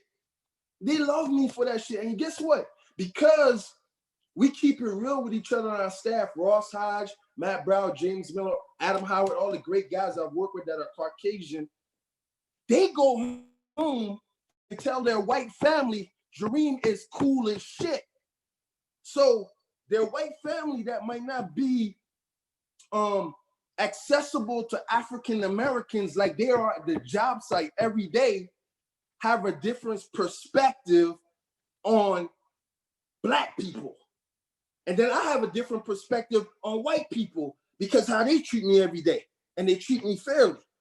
And because of that, when I go around my regular homeboys that's not in the business, because I brag about my coworkers, they come around and they know that's Rose, that's Maddie B, that's Adam Howard. They know because I've had that conversation with them. Because I have real conversation, and it ain't always about basketball, you know? And it, like, take it how y'all want it. I see Ryan Price in the gym, and 90% of you motherfuckers walk by like he's not there. 90% of you, because he's that Southern. And then I see motherfuckers tweeting like politicians about take your kids out of the the white school and send them to the Black school. That's a problem to me. You know why it's a problem to me? Because when you motherfuckers was going to college, you went to the fucking white school. It wasn't a problem then. And you knew about racism back then, but you chose to go to the white school. But now, because it's the popular thing and we want to like put out hate instead of love, we talking about send your kids to the Black school, do this, do that. Nah, educate your own fucking circle that you're in. You gotta work on what's in front of you every day first. We can't save the world. We gotta save where we're at first. And when we save where we're at first, then you'll see fucking change. All these long posts and all this shit. I went at Ross Hodge because one of his African American friends said to him that, yo, you not with us because you didn't post. Ross grew up in South Dallas around nothing but Black people. He got called a wigger because he was hanging out with Black people. I see how Ross operates every single day. I don't need a tweet for him to say, I'm with y'all. I see it every day. He stands up behind closed doors. That's where the problem is. So all you dudes on here using Ryan Price platform to make a facial expression so somebody can say, oh, I was on here talking. Keep it fucking real. We're in the barbershop. We're in the fucking barbershop. Keep it real. 90% of you motherfuckers will walk by him when you see him in the gym because he got Southern on and that's not sexy to you. That can't help you get the next fucking job. That's real talk. So all this shit, I'm about love, man. I either dislike people, black or white, and if I fuck with you, I love you. Ain't no in between. So all this fake shit about we need to do this, we need to do that, and I think one of the coaches was talking about getting the bag, you know, and I'm gonna end on this, getting the bag, and I agree with him. We get rich, we get to the suburb, and we switch up. I got 5 players plus myself doing Uber Eats and DoorDash, and we in a group text talking about us getting money every day. I'm teaching them to get money so they don't have to put pressure on their parents at home saying, I need money. So now they're driving around doing DoorDash and they're sending me their statement for the night. I made $60. I made $90. I'm teaching them from day one. I hardly talk to my players about basketball. I hardly do that. And everybody's worried about the next job, the next job, the next job. You know, but just keep it real, man. 90% of you motherfuckers will walk by Ryan Price right now in the fucking gym because he has on a Southern t-shirt. That's the problem. 90% of you go to the same gym and talk to the same motherfucker the whole fucking time. He might be your race. You don't talk to nobody else. And I stand up for all the great white people in my fucking life that has helped me to where I'm at. And the last thing I'm gonna say, right? We always talk about might be one brother in the staff. I'm gonna give you a story, right? When I had a depression when I first came to North Texas, okay? And I was going through a depression because of my brother's debt. And that shit hit me. I didn't know what the fuck it was. Grant McCaslin, Ross Hodge, James Miller, Adam Howard, JT Burton, Jerome Tang, just to name a few, Bill Lewitt, they all gave me grace. They gave me 3 months to get myself together. You know, they gave me, they bought the right shit. There's a lot of white dudes out here about the right shit. It's fucked up what happened in Minnesota, and it's a bad apple. But it's great people in this world if we just be real with each other. Stop the phony shit. Stop the fake shit.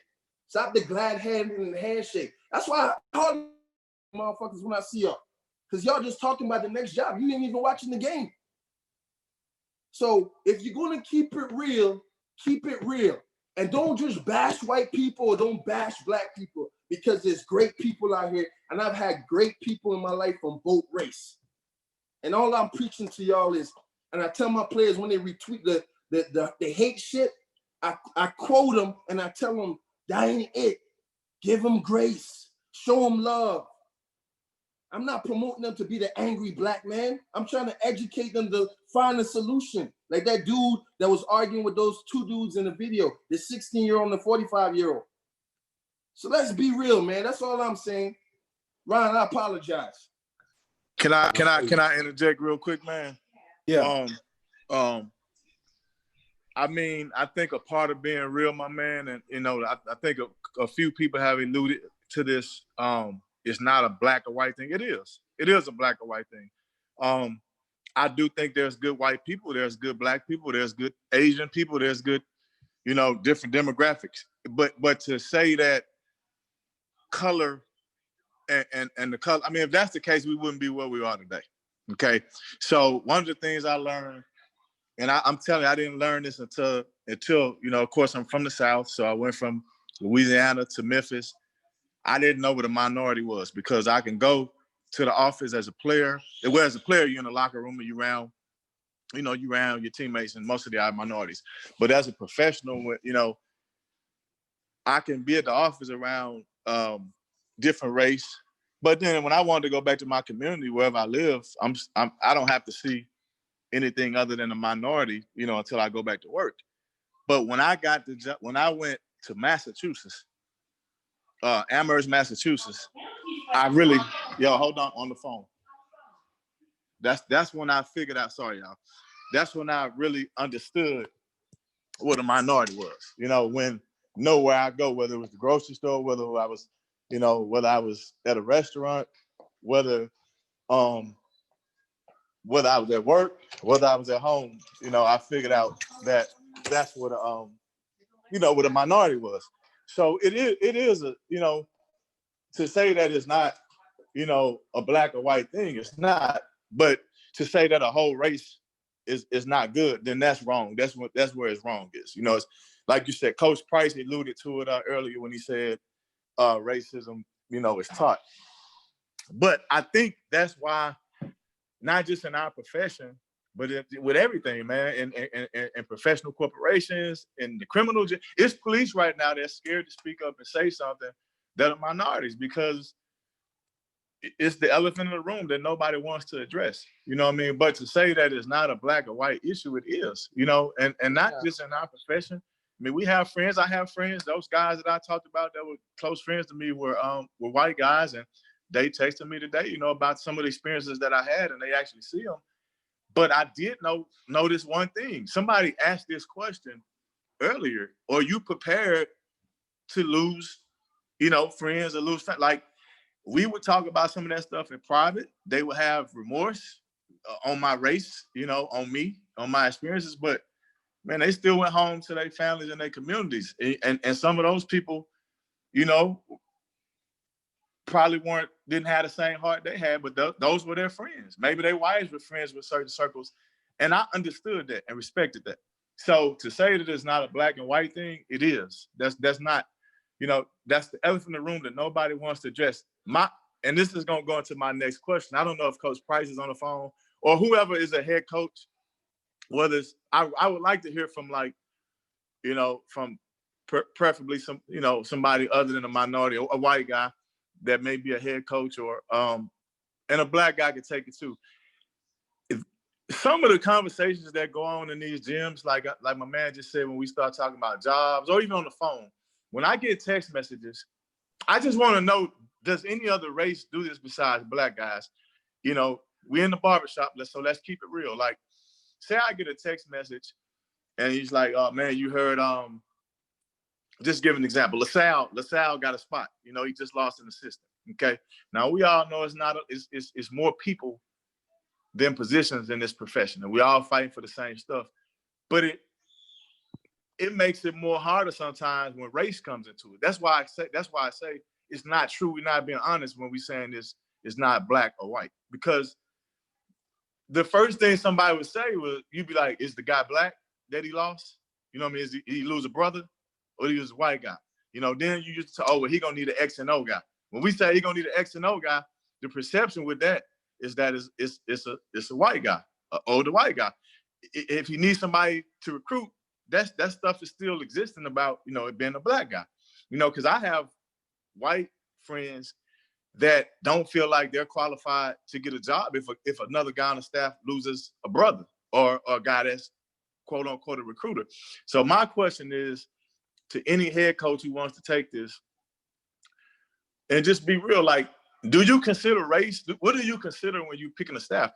Like, is it a problem if you go all black? If you is it two blacks and white? Like, do you look at balance? Like, and then to the white guys who are listening, do y'all have the same conversations that brothers have? Because we have these conversations. Like, we know automatically we rule ourselves out of. I don't even bother trying to get involved with anything when I find out, oh, he lost a white guy. You get what I'm saying? So if we gonna be real, let's have these real, you know, conversations. That's my questions. Anybody can take that. Hey, Coach. Hey, hold on a minute. I feel what you're talking about. I see what you're saying and everything, but we're in the barbershop right now. If we're really gonna address the elephant in the room, let's talk about our president, who has opened up this country for racism. And some of the people on here probably voted for 45. Yeah, but Cam, let me hit this real quick, and because I'm gonna touch on all that real quick.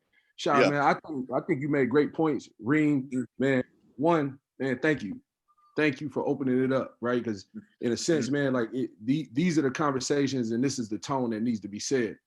But Sean, I'll say this to you: when we talk about It's not white versus black, right? If we're saying that, like if you're saying you have white friends that want to understand and I do same thing, right? Then in a sense it's not, because I keep it 100 with you. I done worked with black dudes before, right? That's worse than white dudes. Okay, so it's not white versus black.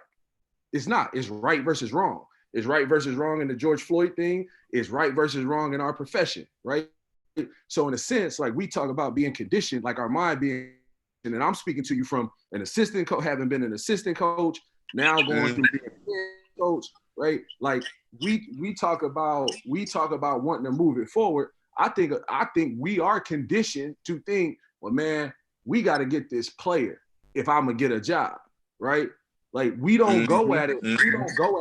We don't go at it from a standpoint of like, man, you know what? Like we don't go at it from a position of power, right? Because a lot of times, for the guys that have their foot in the door and they are at places, we're thinking like, well, man, I got to make that next move. I got to make that next. But man, we might be somewhere where we win 20 games a season, have a chance to go to the NCAA tournament every year, and a dude come try to get us for 20,000 more than what we making, which ain't nothing but about $400 or $500 more a month, right? And we walk out of winning and go into losing, and that's what cuts our career short, right? And I'm speaking on it because when I left Texas A&M going to Georgia, and I can't tell you how many people told me, yo, don't go work for Tom Crean, right? You feel how you want to feel about Tom Crean. That's my man, right? But when I sat down to talk to him, it's like, hey man, look here. I got a young daughter. I got one on the way. All right. I'm gonna take them to school and I want to eat dinner with my family. If that ain't okay with you, then I don't need to come to Georgia. We've got to start speaking from a position of power. Too many times we're speaking from a position of like, we need the job. No, we don't. Because we're operating from a position of power. If we do what we're supposed to do, the majority of the kids that are playing NCAA basketball are African-American kids. So It don't matter which gym you walk into.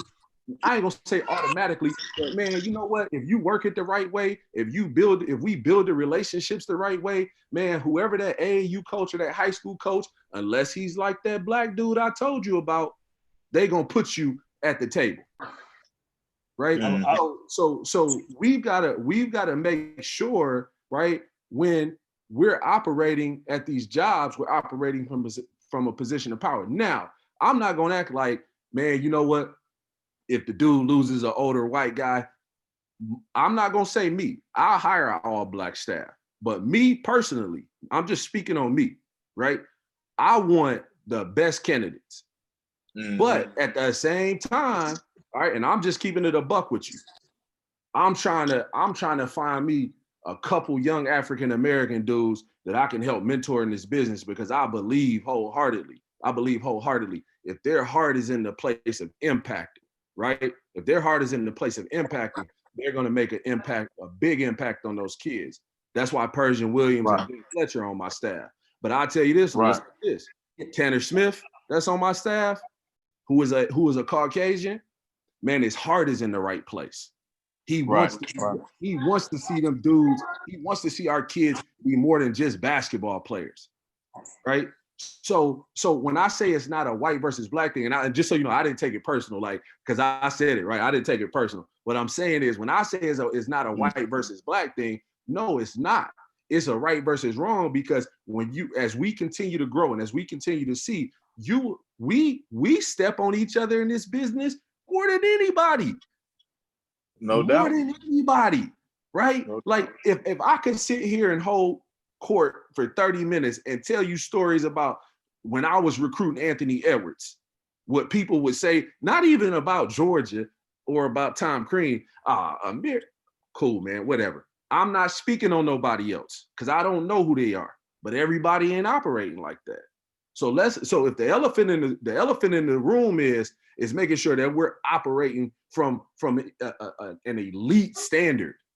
That's how we grow our profession. That's how we grow the African American coach into head coaches in our business. We gotta quit chopping each other's nuts off, because that's what we do. That's the big thing, I think. And that's where I think it's both. It's both good versus right versus wrong, and black versus white, because at the end of the day, it kind of mirrors society. And when you talk about systematic oppression and systematic racism, how many black head coaches are there in the Big Ten? Okay, so we're all doing such a great job at this level, but how many of us are they putting in power at the athletic director spot, presidents of schools, head coaches at the high major level? Okay, so when you go back to the 1960s and you start talking about wealth in the country, you know, and I know this, changing the narrative about what happened and saying there's other things going on. George Floyd was the tipping point for something else.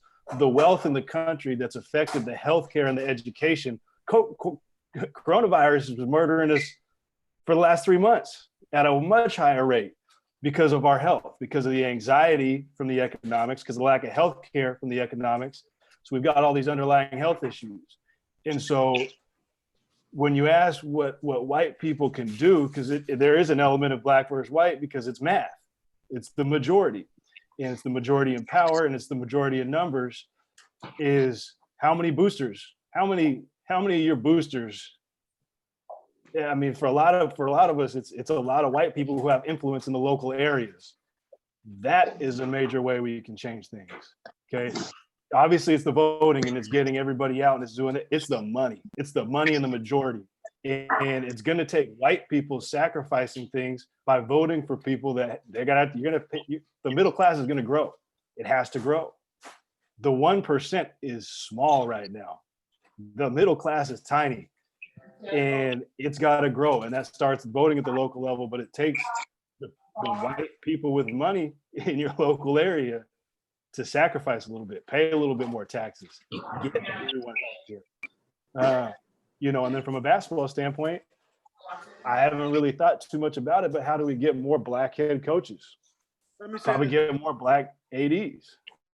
Coach, like let me mentoring some younger people and getting more strength in numbers over the next generation of coaches. But go ahead. Sorry. Coach, let me interject real quick. And I know we've been talking about these jobs things, but the first things that we have to realize is right now it's about survival. So regardless of the laws that's being changed or being thought about, our kids need to survive. We need to survive. So right now there's no laws, there's no bylaws, there's nothing that's helping us survive. So until we get the part of the survival mode, you know, I heard Serge talk about teaching his kids about the proper etiquettes, about policing and this, that, and the other. Some of these kids are doing that and still getting shot. If you look at if you look at George Floyd, he was not non-resistant. He did everything, that he complied with everything. And he actually, there's a video of him getting beaten up in the car, and they dragged him and they put him out of the truck. So he complied, he did everything he was supposed to, and still got his ass whooped. So at this point, you know, we can say all the things about the bylaws and everything else, but it's about survival. And we got to find a way to keep our young black kids to survive. I've heard a lot of coaches talk about too. That too. But you know, and we're fighting about what and to touch base on what you said, I think all the fighting that we're talking about, the financial part is the main part of it. Because we're fighting for equality, we're fighting for acceptance, but the equality we need to fight for is the financial equality. And until we get that part right, nothing else matters. Financially, we have to get that right. Let me say this, Coach. I mean, let's keep it 100%. White Americans are like 140 years ahead of us in the financial situation. That's facts. And that's why we have, and that's why we're fighting for changes. We need to fight for changes on the economic side. So when you're talking about you getting a business loan or you being able to buy a house, we have to be able to get those type of things. And if you can't do that, we're still going to be 140 years behind. Actually, we're 400 years behind. So it's one of those things where if you do get a job, and I'm hearing people saying, you know, when they go to gyms, people are talking about the next job, this and that. And if you from where I'm from Miami, and a lot of the times my parents are from Haiti, they didn't know anything about a savings account. They didn't know anything about investing. They didn't know that.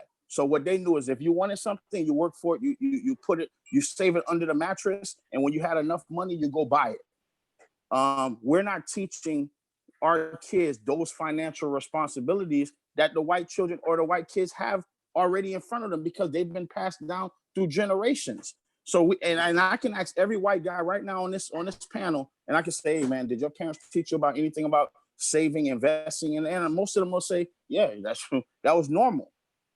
How many of us was that normal for?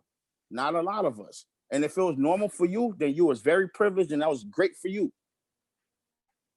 Correct me if I'm wrong, Phil, and ladies, it's on this call, but I thought we was talking about not being killed.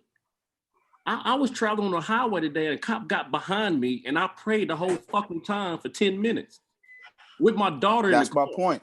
I don't care about jobs. I don't care about money. I don't care about how can we change shit right now. Like, you know what I mean? Hold on, Mauro. We sorry, and I love you to death, but we post 13 to 15 guys a year, correct? Correct. We post 13, 15. We can. That's our platform. We can change their minds. What about our brothers? And I'm talking not just Caucasian. I'm talking about African Americans that had conversations that don't agree with me with the situations going on nowadays in our society. You know what I mean? How can we change their mind that have 3 kids that 2 to 3 years later down the road will have 2 or 3 kids? Just 2 or 3 years down the road have 1 or 2 kids. You know what I mean? It's not. We can change our team. We can try to teach them. You know what I mean? Our 13, 15 guys. But it's bigger than basketball, fellas and ladies. It's bigger than basketball. How can we teach everybody around us that we love in our circle? They may not agree with us because they'll have kids that grow up the same way they're thinking. In my opinion, that's what it's about. I don't care about jobs and financial stuff right now. I had a cop behind me for 10 minutes with my daughter in the car. I'm worried as shit. So that means somebody on FaceTime. So that basically means the police departments need to have better training. They need to have better access to what they're doing. Because if you got a police that behind you, you're fearful for your life. Like I walk every morning, and half the time I'm wondering, I hope nobody don't call the police and be like, yo, I seen this black guy keep walking by my house. They're not realizing that I'm working out. And when I'm walking, I'm praying and saying, I need to make it through these 3 miles and get home. So what in that aspect is, what are we doing about policing the police? What are we doing to holding them accountable on our side?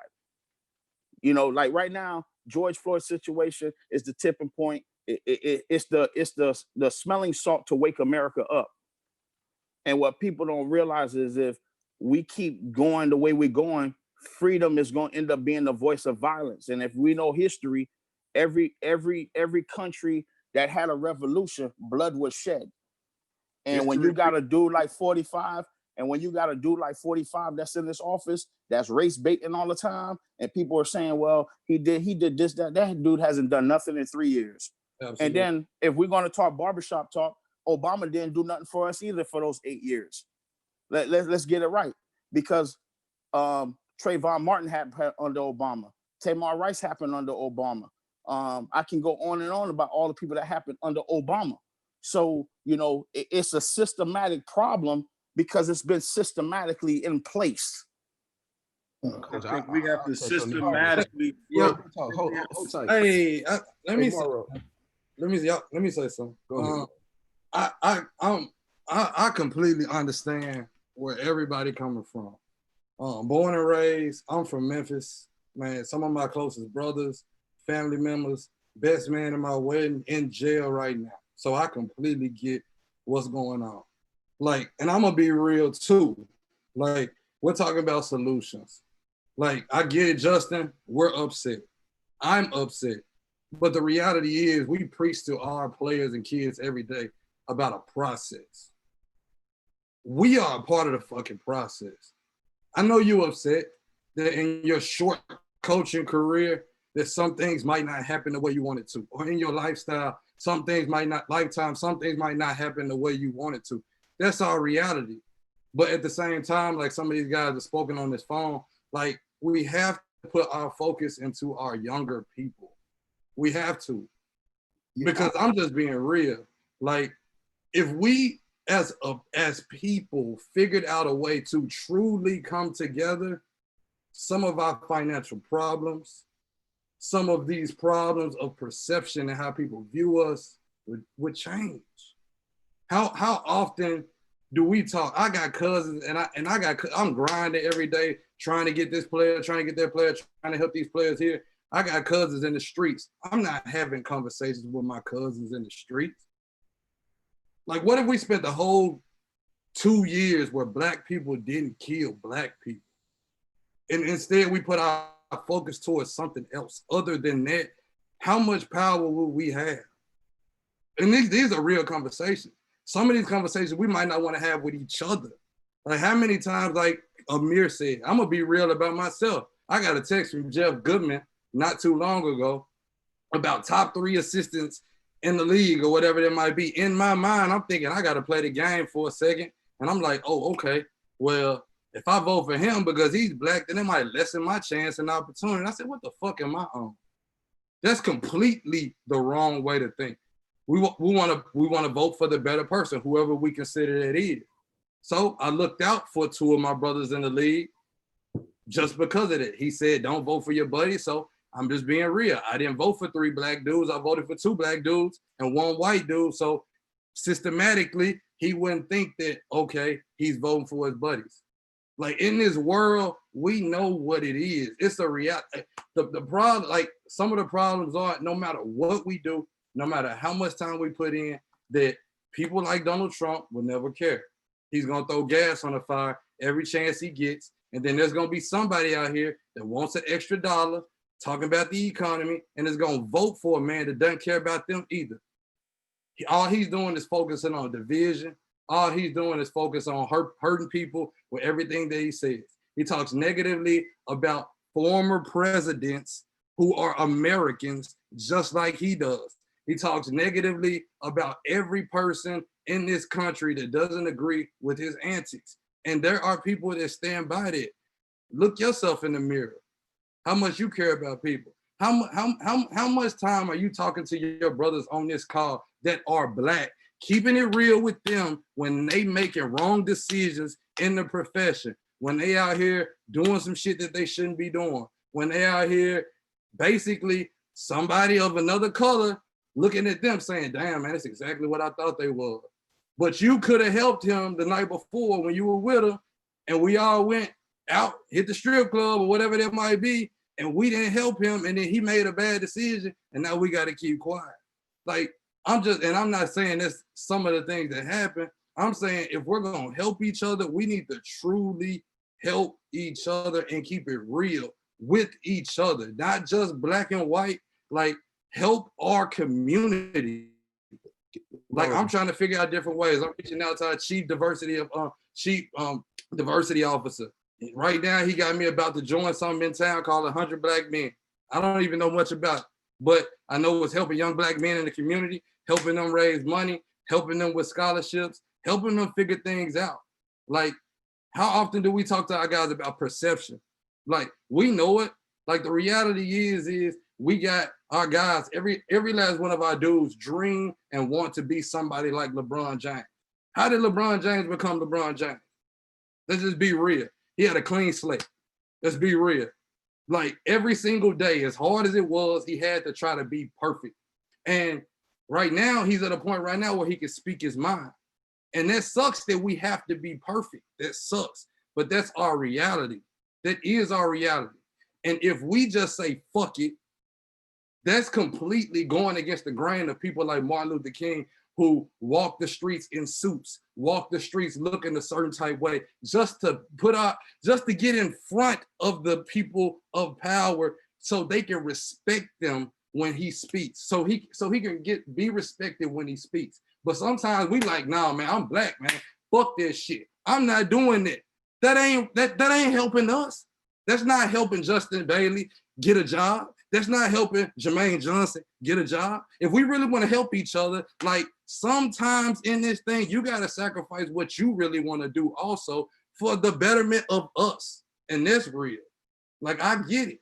Our players walking around with their pants hanging off their head. Our players walking around with nappy fucking hair. Our players walking around looking like damn fools all the fucking time. How many of you every single day are on their ass about, hey man, you can't look like that. Hey man, you can't smell like that. hey man, you can't act like that. How many times do you let that shit slide just because he can put the ball in the basket better than another man? But that ain't helping him because when he leaves, the cycle ain't gonna change. So we also got to look each other in the mirror and try to figure out how we gonna be better, personally, individually, how we're gonna help our communities where we come from be better, how we're gonna help our players go out and do the exact same. Because it doesn't matter what we do, the same shit can happen 5 years from now, 10 years from now, if we continue to keep doing the same things that we're doing. Even if we don't, somebody's gonna get killed. We're gonna be upset. Somebody's gonna get wrongfully shot. We're gonna be upset. It's just the reality. But we gotta do everything we can in our power to try to limit that, teach them, educate them, like some of these dudes are spoken about on this phone. Hey, yeah, good deal. Hey, hold on a minute, hold on, because I had what's called. Hey, Pete, go ahead and talk, man. So I just wanted to say, sometimes in life, the right thing and the smart thing are not the same thing, but sometimes they are. What I want the white coaches to understand here is that for the black coaches to stand up for black people, that's definitely the right thing. It might not be the smart thing for their own career. But for y'all as white people, you can speak up on behalf of black people as loud as you want. And you're not going to be seen as a troublemaker by people who hire head coaches. There's very little risk, there's only upside. It's the right thing and the smart thing for us as white people, especially in this profession, right? If you were running in a Republican primary, then it would not be the right thing and the smart thing to speak up aggressively. But in the basketball world, white coaches who speak up are not seen as troublemakers by ADs, presidents, and search firms. It's not even close to the same thing. But if you do speak up, a lot of people that advise really good players are going to notice in a good way. So it's going to help you too. So there's really no reason not to do it. Because again, it's in your self-interest and it's in the interest of righteousness. It's the right thing and the smart thing. So to me, it's an absolute no-brainer. And I just wanted to point that out. Thank you. Cam, you mind if I just want to— Yeah, go ahead, man. I'm gonna share something with you guys that I guess it was a year ago. My older brother shared with me, man, as I was going through this head coaching thing, and I'm gonna hit this, and then I'm gonna move back to the topic of what we're talking about. But I keep hearing people talk about speaking up or afraid to speak up because it might hurt them getting a job here, right? I understand that, and I would be lying if I said I had never had that thought. But man, my brother said something to me, man, it stuck with me ever since. But he said, man, we all talk about having faith, but when it comes to when we don't have control over things, the first thing we lose is faith. But he said, man, what God has for you, he has for you. It could be 1 million people trying to keep something from you, but if God got it for you, it's yours, right? So just pertaining to the profession, it doesn't even matter, black coaches, white coaches, man, operate from that position of faith, right? Don't just do it when the times are good, right? Now, moving back to what we talked about, because we were talking about how do we help our young men. And yeah, we educate them on voting. We educate them on perception, how to carry themselves. But I feel in a sense, man, like we're basically telling them, all right, man, this is what you need to do not to get killed, right? And that's where I'm gonna call BS, okay? And not to regurgitate stuff, but I've shared this with a couple of people. Something that's really important, because it's like I think about our kids, and if a player is acting a certain way, it's like, yo, man, why is he always doing that? We ask that question every year, right? I'm sitting here thinking the other day, and this is where I was. This was my thought process. Man, George Floyd just got killed, Ahmaud Arbery, and the countless others. Man, how in the hell do these police officers or whoever it is keep getting away with it? Which led me to research. And man, I stumbled across this thing, and excuse my language, it blew my mind, man. The law enforcement officers' Bill of Rights. If you haven't looked it up, look it up. if it's one thing that needs to be changed, it's this, because I guarantee you right now, if that law, if that Bill of Rights was taken out or readjusted to where police officers were basically treated like civilians who committed a crime, it would be totally different. Basically, what that bill says is this: an officer on duty, if he commits a crime, okay, his due process is different than mine's or yours. He actually gets 10 days before he can ever be questioned. So basically, he got 10 days to lawyer up. He got 10 days to get his story right. He has 10 days to get whoever his partner is, police around him, to corroborate his story. So we wonder why nothing ever happens. That's something that needs to be changed. It's 14 states that have that Bill of Rights, Minnesota being one of them. Okay, I shared this the other day. Rhode Island is one of them. Check this out. And I don't know how many of y'all in here from Rhode Island or live in Rhode Island or none of that, but like Rhode Island actually has in their Bill of Rights, okay, where the police officer who committed whatever offense or crime, not only does he get the 10 days, but he has a review board of 3. He actually gets to pick one of the officers.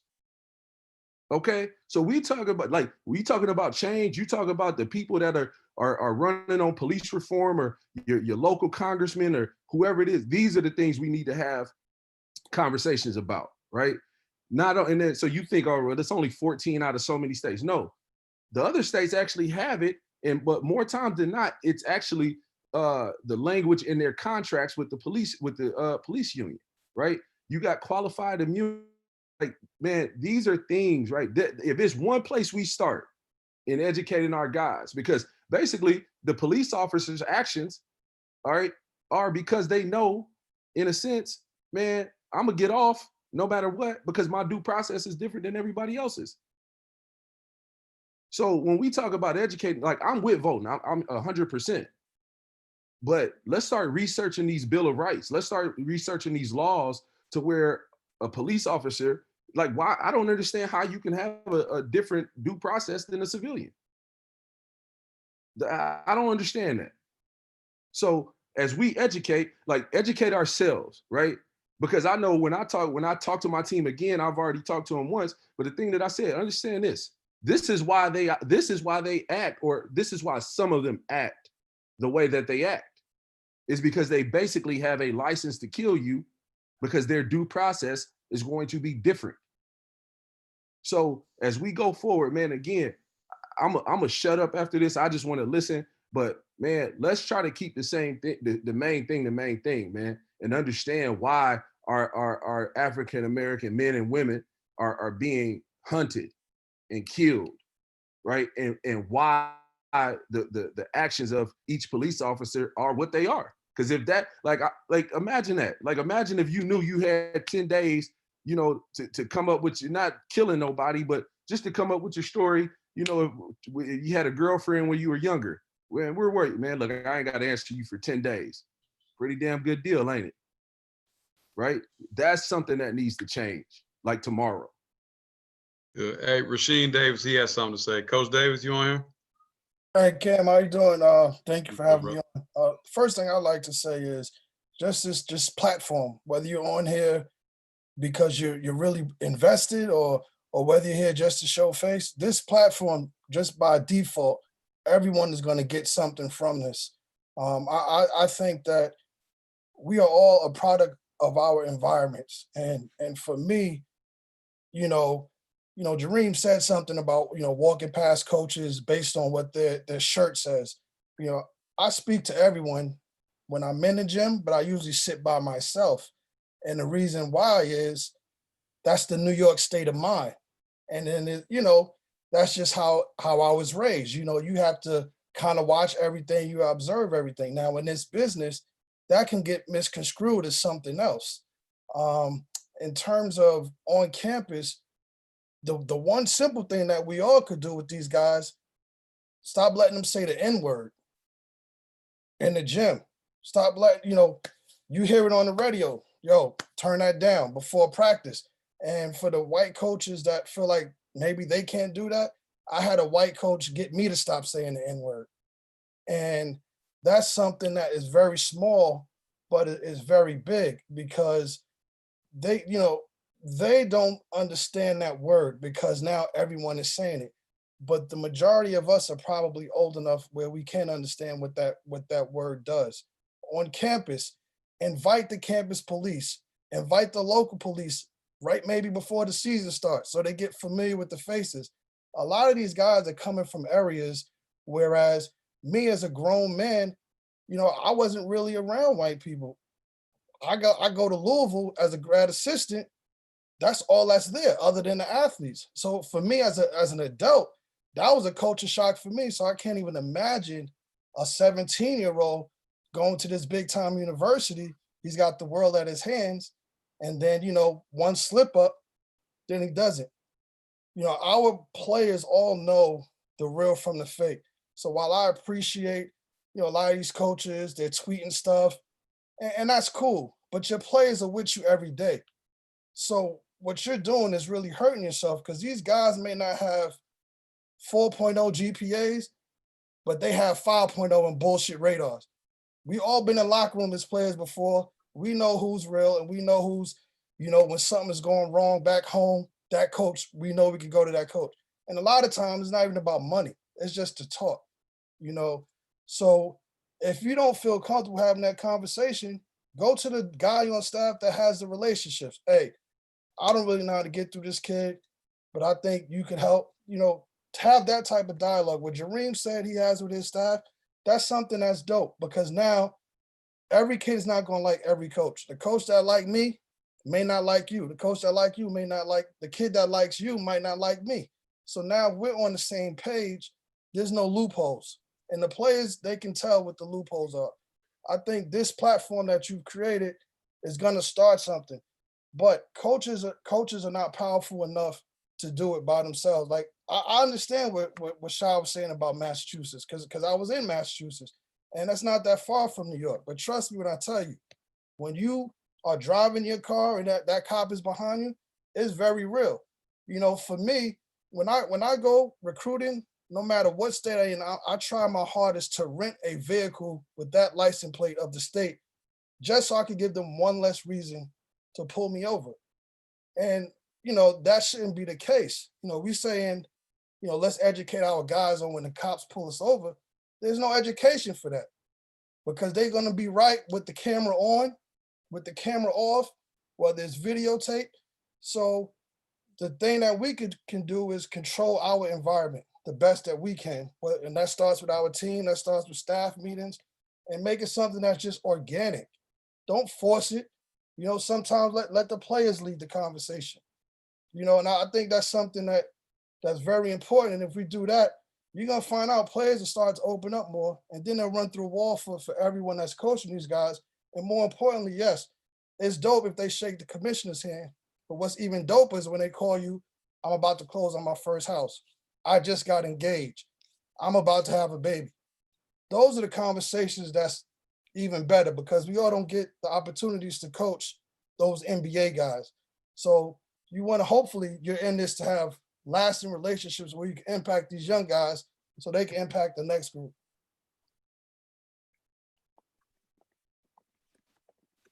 Gene, thank you. Hey, Amir, can I ask you a question if you don't mind? Yep. You made some really, really good points, man. You don't know me from Joe, whatever, you know what I mean? But you say you talk to your team about, or you will talk to your team about voting and doing your research and who to vote for. Have you came out and said it on social media so people that's not on your team, not associated with your staff? You must not follow me. You must not follow me. You must, and it ain't about following me like or anything like that. But yeah, I have all those things I talked about. Like if you know, again, like I ain't no big social media dude. I ain't no statement dude. I ain't about to right. joint with the KS logo on it. That ain't who I am, right? Like, you know, man, I'm the son of a Black Panther. And I shouldn't have said social media. I guess just your circle, your close friends and family. Absolutely. You know what Absolutely. I mean? Okay, I got Absolutely. You. Yeah, like I mean, you know, I'm really fortunate, man. Like, cause you know, I think in a sense, like as a head coach, man, damn, be a head coach. Like just as a man in general, like as a leader, I should say, you know, I think what's really important is that we don't allow, like, even though we're angry and frustrated, you got to I have to remember, and I'm fortunate to have good people in my circle that remind me, like, hey, you got 15 dudes looking at you, right? And how you respond, in a sense, is how they respond, right? So my word to my team was, the first time we talked was, you know, especially like here in Atlanta when, you know, they had the peaceful protests going on, was, look, man, if I think we got eight kids on our roster now from the state, or from the city, like, hey, if y'all are gonna go, let me know so I can meet you down there, right? And so I share that not for no pat on the back or nothing like that, but man, I'm not going to. I've been at places before where, you know, I would retweet stuff all the time, and I've had a donor say to my head coach, like, hey man, he need to be careful of what he retweet. So the same dude I was then, when my coach walked into my office and said, hey, you gotta be careful. No, hell no. What you mean by be careful? Because be careful ain't, like, I'm not worried about offending somebody over here and if that means I can't work here, then I'm okay with that. Right. I'm okay with that. So to answer your question, yes, like, because I want to be the example both ways, right? I want my kids to see that I have an educated opinion on it, a real opinion on it, right? Not a drawn up, thought out, you know, statement. Right. Like, I want to speak from the heart. So again, that's just me. I'm not saying everybody got to be like that, right? No. But that's just who I am, Justin. And again, man, I'm gonna jump over here. I'm gonna put my number in this chat anyway.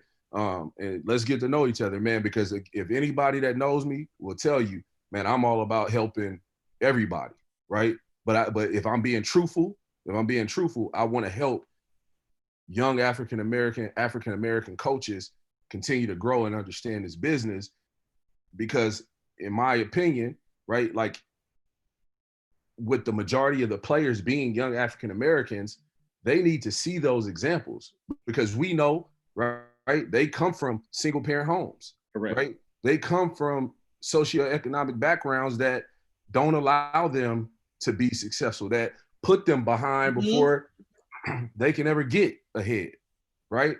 So anything I can do, and that's why I wanted to be a part of this, right? Ryan shot me the text, I think, today. I'm like, man, I'm in there. More so to listen, you know, but as the conversation goes, man, it's just, you know, I think at times we can get sidetracked, right? We can get sidetracked on so many different issues, because it is like, the scary part about it is there's a ton of injustice in a lot of areas, right? But right now that focus needs to remain on that police brutality, right? How we change that.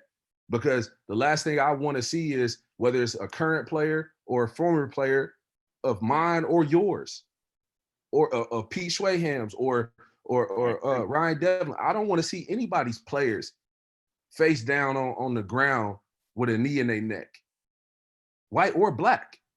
I agree.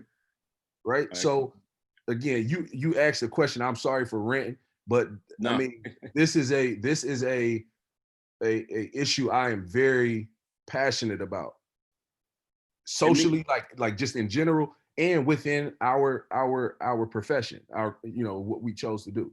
I mean you both, and I respect you from afar. Like I said, we never met each other. Like, I was going to ask you for your number so I can pick your brain a little bit more, but I just want to make sure, and everybody in this chat, I ain't nobody. I'm just Justin Bailey.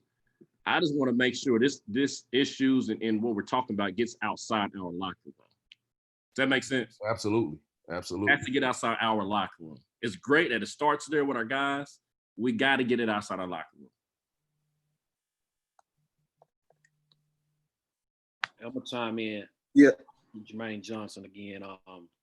We talking about, majority of this conversation has been about police brutality with George Floyd, but you also got Breonna Taylor. You also got the guy that was jogging. And so you got racism in different facets. How do we as a community, that's white and black, come up with solutions, come up with strategies with inequality in all of us in terms of like Dr. Marcus Bright. He's one of the few African American that's in higher positions that's being called to political offices that play basketball, where athletic directors will die to meet him. You know, so how do we get in position to be the decision makers so that we can bring somebody else up? I agree with you wholeheartedly, Coach Abdul Rahim. You stated you want to hire the best person. How do we educate ourselves to empower our players to eradicate the sexism and racism that's plaguing our world? How do we do that? Yeah, is that question for me? It's for anyone. Oh, You're supposed to have all the answers, damn it. yeah. I want to let somebody else chime in. I ain't the voice. I don't want to dominate the conversation. I know my opinions, but I mean, I'll let somebody else hit that. Yeah, I'll chime in. I'll chime in. Casey from Casey Long Murray State. You know, I've heard everybody's opinion on it, and I think everybody's had a different viewpoint that's hit home for a lot of different people. So to I guess answer the question away, I'm not telling you it's the right answer. It's just, you know, some of the stuff that I've experienced. This week has been hard for me. You know, it's been hard, you know, more so, and I know a lot of people haven't really spoke about it, but it's been hard for me, for my family, because, you know, my wife, as coaches, we all go recruiting. Some of us has families, some of us kids. You know, when you're driving, especially in the South at 10 o'clock at night, there's some worry and concern depending on where you're driving at. And so, you know, to build on, like, how do we solve the problem? We want to educate our players as a whole. And I think, you know, especially talking about Justin's passion about driving and pulling over and stuff like that, we want to educate our players. But we as coaches have to, if we're going to vent downward to the players, we got to look upward and talk to the people that may have some of the issues with us or may have some of the problems that answer to the problems that we face. You know, like, we have administration, we have boosters, we have people in power that, you know, may not think like us. And frankly, everybody on this call wants solutions, but we have some people out there that may not want the same solution. And sometimes I think as coaches, we want to have uncomfortable conversations, but we got to choose to do that as well across the board with somebody that might not think as well as we do and might not think the same as we do. Because at the end of the day, we want change. And I think everybody wants change in different ways, from educating ourselves, educating our players in different things. But sometimes to educate yourself and educate the players, you got to find out what other people think and why they think that way and try to bridge a gap. Because as adults, you know, it's hard to change an adult's mindset. Once they've grown, they've been indoctrinated with their information, they're not changing. They're kind of staying the same in their mindset. And sometimes, you know, it's not about getting, you know, you recruit 10 players, you're hoping for one commitment. Sometimes you might not change 10 people's mind. You know, I don't know, you know, I'm not getting into the politics side of it because everybody has their different beliefs on that. But sometimes talking across the board to one of those people who may not feel the same, if we can bring them halfway, they can relate the message to their people that in turn gets our point across. And that might be a bridging of the gap that we haven't seen. So, you know, again, this is just my 2 cents, but I think that one way we can help force change is talking to people that may not think like us and hopefully trying to bridge the gap between us and them. Can I just point one thing out quickly, solutions wise? That every head coach can get a level appropriate meeting with a politician. So a high school head coach can get a meeting with a council person. A D3 head coach can get a meeting with a state rep or a mayor. A mid-major D1 coach can get a meeting with a congressperson. A high major head coach can get a meeting with a governor or a senator. And if you're not a head coach, you can try to steer your head coach down that road. And there's so many solutions out there, whether it's Campaign Zero, which is probably my personal favorite. If you guys aren't familiar with it, Google it, Campaign Zero. But your head coach can get a meeting with, again, whether it's a city council person or a mayor or a state rep or a congressperson, most head coaches can get meetings like that. And we don't need to come up with complicated policy solutions that are way outside of our lane, right? We're basketball coaches. There's stuff already out there we can lift and just encourage, whether it's a police chief or a whatever. And so I just want to encourage you guys to engage with the people who can actually fix the problem, because there are a lot of solutions out there that are already written down. And it may just be a matter of somebody being the one to push that solution in their direction. So keep that in mind, please. Yeah, hey, excuse me. I got a question. Can I go ahead? Go ahead. I'm Tyrone. I'm at LSU. First off, I appreciate everyone talking, and you know, I got a. I'm 22 years old. My first job was here at LSU.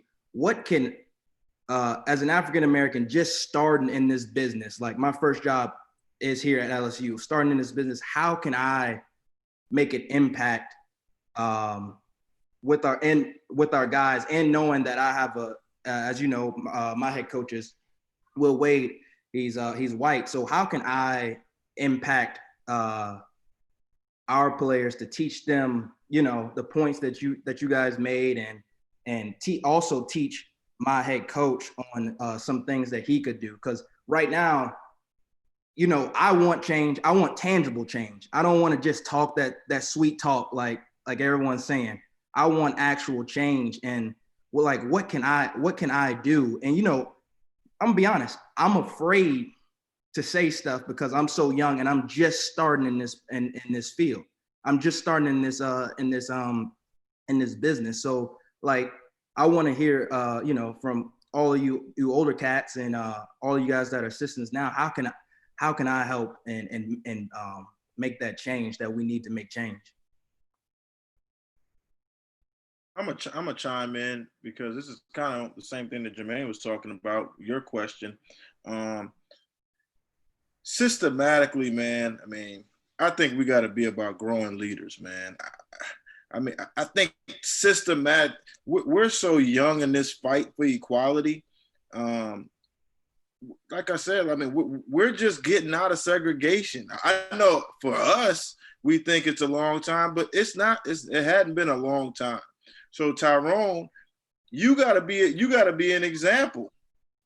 You gotta be talking to your guys outside of basketball about leadership. You know, about just giving them some information that, hey man, if you don't make the league, shit, man, you might need to get that law degree. We gotta start creating more positions of power systematically so that we get more of these positions to affect change. And it's not going to happen right away. I know we want it to happen right away. All right, that piece of it, but that's not going to happen right away. What Amir was talking about, yo, listen, figuring out what the laws are from our standpoints, from an older guy standpoint, yeah, I think we need to be more in tune to what's going on, because I didn't know what he was talking about. I think we got to do more of a better job to educate ourselves. But at the same time, in our positions, I think it's really about growing leadership, man. I mean, you know, in this business as coaches, let's keep it real.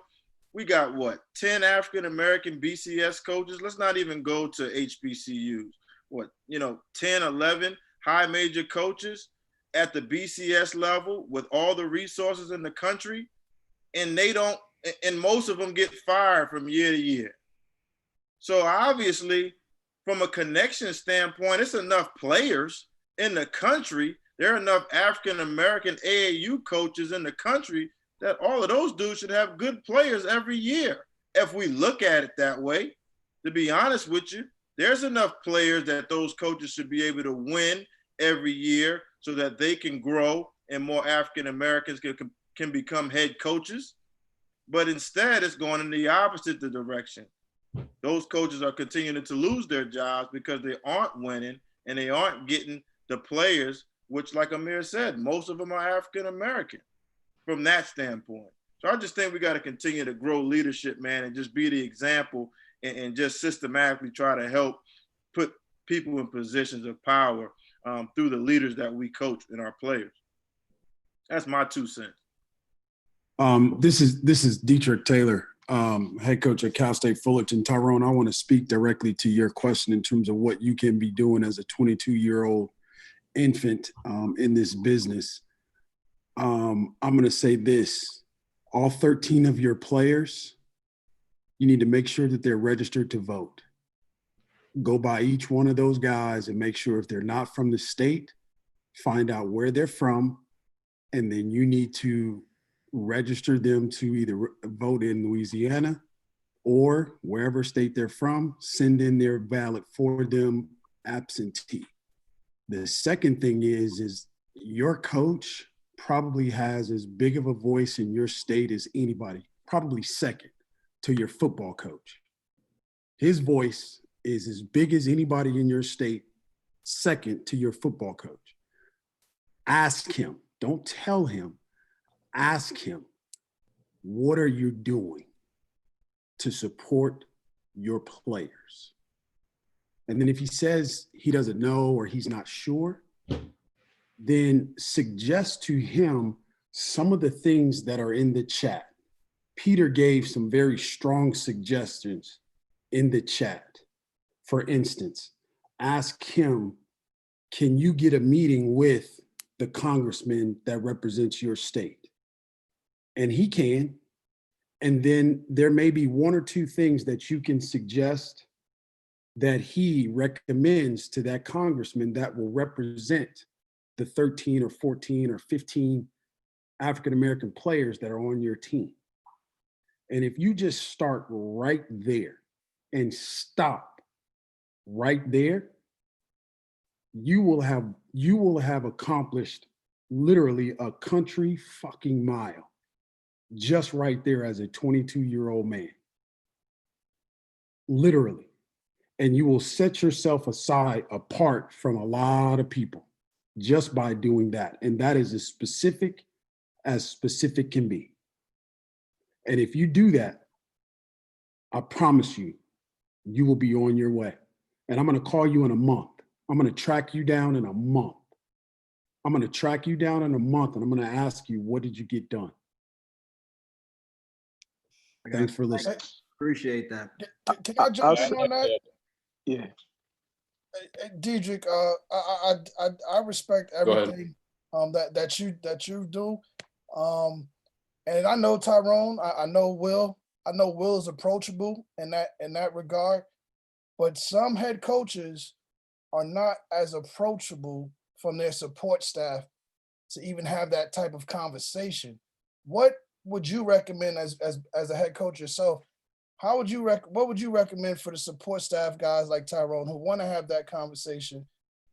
Because I mean, I've been an assistant and I haven't been able to have that conversation with some guys. So what would you recommend to people for a head coach that isn't as approachable? That's why I said ask. That's why I said ask a question. I wouldn't like go in there and say, hey, this is what you should do, blah, blah, blah. I think you have to ask a question. And I think anyone at this point with any type of decency, and I am assuming, I am making a huge assumption. So please forgive me. I am making a huge assumption for any of these 365 Division I coaches. I am assuming that at this point, the level of sensitivity for the guys that they coach, they would be willing to listen, at least listen. And I feel like if you at least ask them a question, it will open up their ability to listen. And most guys are unapproachable, no question. But I think, again, at this point during this time, they will be willing to listen and to not necessarily take a suggestion, but you know how it is. You want to manipulate the situation. You ask the question you already know the answer to, and you discard them. You unarm them by asking them a question that you want to give them the information to. And that would be my suggestion. If a guy's unapproachable, you just simply say, hey, what are your thoughts? Tell me what you think. And you use that information to get your point across to them. The whole time you already know what you want. You already know what you're going to say, but you are unarming them or disarming them by asking them the question. If you go in there and just punch them in the face with information and you try to give them information, nah, dudes ain't listening to that. Definitely not. But again, I think at this time, using the sensitivity that we're under with the current situation, I do think guys are willing to at least listen. And again, and if they're not, I would tell you to get the hell away from them as fast as you can. Guys, I'd like to butt in on what Ty said too. I work with Tyrone and actually Coach Davis at VCU, and we've gotten to know each other really well. And Ty, I'm the youngest guy in my office at Ole Miss, and it's my first job too, coming out of grad school. And we had a good conversation today with our team where we kind of turned it over to them and we didn't lead the conversation. And I feel like that's obviously more empowering. I'm sure most of you feel the same way, but we let our players speak about if they want to get in front of local police or government to kind of open up some form of panel. We've actually got something going tomorrow, and Ty, you might know about this because we're both in the SEC, but we've got a player who's going to be able to be on a call with football, men's basketball, and women's basketball athletes with Commissioner tomorrow. So I mean, there's things that I think that all exist in our own conferences or leagues or different levels that you can get on a bigger platform, outside of maybe your locker room. And I know it's bigger than a basketball issue, but I think taking positive advantage of our players' platforms, they can feel more empowered to do things together. And so, Ty, I think we can relate to the players because we're maybe a little bit closer in age, but I think if you give them the power to do what they feel, it might carry more weight. So, can I say something? Yeah, go ahead. Yeah, Coach Brooks. Hey, I'm going to let you wrap us up because we're approaching the 3-hour mark. So, Coach Brooks, go ahead and take it away, man. I want to be respectful of people's time, but take your time, Coach Brooks, and say what you guys say. I'm not going to be that deep, but thanks though, Adam. Man, I think this great what everybody's doing, and this is one of the first times to where I've seen people really open up and not worried about being political and not worried about, like everybody say, they status for their job or whatever it may be. And the biggest thing, just learning a lot. I think the biggest thing that we all struggling with is something that a lot of us probably struggle with growing up. Is just the education. I think education on both parties is lost. It's lost. Education on how we feel and what we go through. Other races don't know because we don't talk about it. So we need to educate in that sense. And then just the education, we all talking about voting, just the education on voting. Like I grew up in the inner city and most of the time, you hear our votes don't count, which is crazy because like I'm 40 years old and this is my first time this year ever voting locally in my life. And I'm 40 years old. And I still don't think I didn't do it correctly because it's like I went and took a test that I didn't study for. I had no idea who the candidates was, what they stand for. And so moving forward, that's something that not only I need to know, but something I can know to educate our players. Like I can't tell our players to take a blind test that I took because I didn't know who to vote for. And so like listening to the laws that's already out there, like I thought that was a great point. Now the question is, what is the solution to help change that law? Like to me, that's the biggest thing. Looking at your laws locally and figuring out a way to change those laws. And Tyrone, I think that's great what Diedrich told you to do. I think that's great. You carry yourself like an assistant coach. Like don't like draw the line to where you're young, so they're gonna gravitate to you because of your age, but make sure that you carry yourself at a level to where they respect you no matter what it is. When I first started coaching, I coached junior college and I played video games with those guys and I had to stop because it got to a level to where they didn't know how to turn on the coach and the friend button. And so you want to make sure that you're close to them, but at the same time, you keep that respect level to where you're able to help them. And I think that's great what he's saying about the voting part. And I think all of us need to do, get educated and just getting to know one another and everything. We all need to be more educated just listening to this, because a lot of us are not educated in different areas that we should be. Thanks, Coach Brooks. Yeah, I appreciate everybody being on here. This has been so powerful. Really, really great stuff. The fact that we had over 150 people on here and that we, the majority of us stayed on for just over 3 hours speaks volumes. We're happy to facilitate this again if you guys want to do it again. So it's not just a one-time thing, and, that we can, kind of hold each other accountable to make sure that we are taking action. I just appreciate you guys, like I said, again, being willing to share, being open, not being worried about, being political or anything like that. We talk about 3 things with Rising Coaches: community, relationships, and development. And if we can't have these real conversations, then what the hell are we doing? We don't have any community at all. We don't have any relationships at all if we're going to be fake about it. So I appreciate everyone's genuineness and ability to be heartfelt and honest, and nobody took anything personal.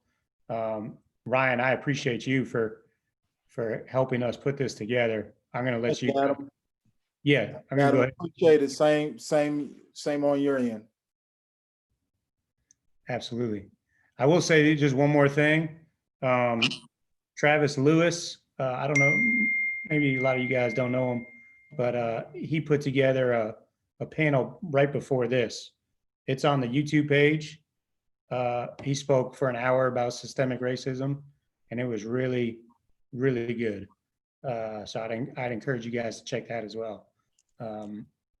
It's just on our YouTube page, Rising Coaches Elite. So anyways, thank you guys again. And, feel free to reach out at any time. This is going to be we live streamed it on YouTube. So it's on there. If anybody wants to go back or see it or anything like that. Thanks, everybody. Thanks, everybody. Adam.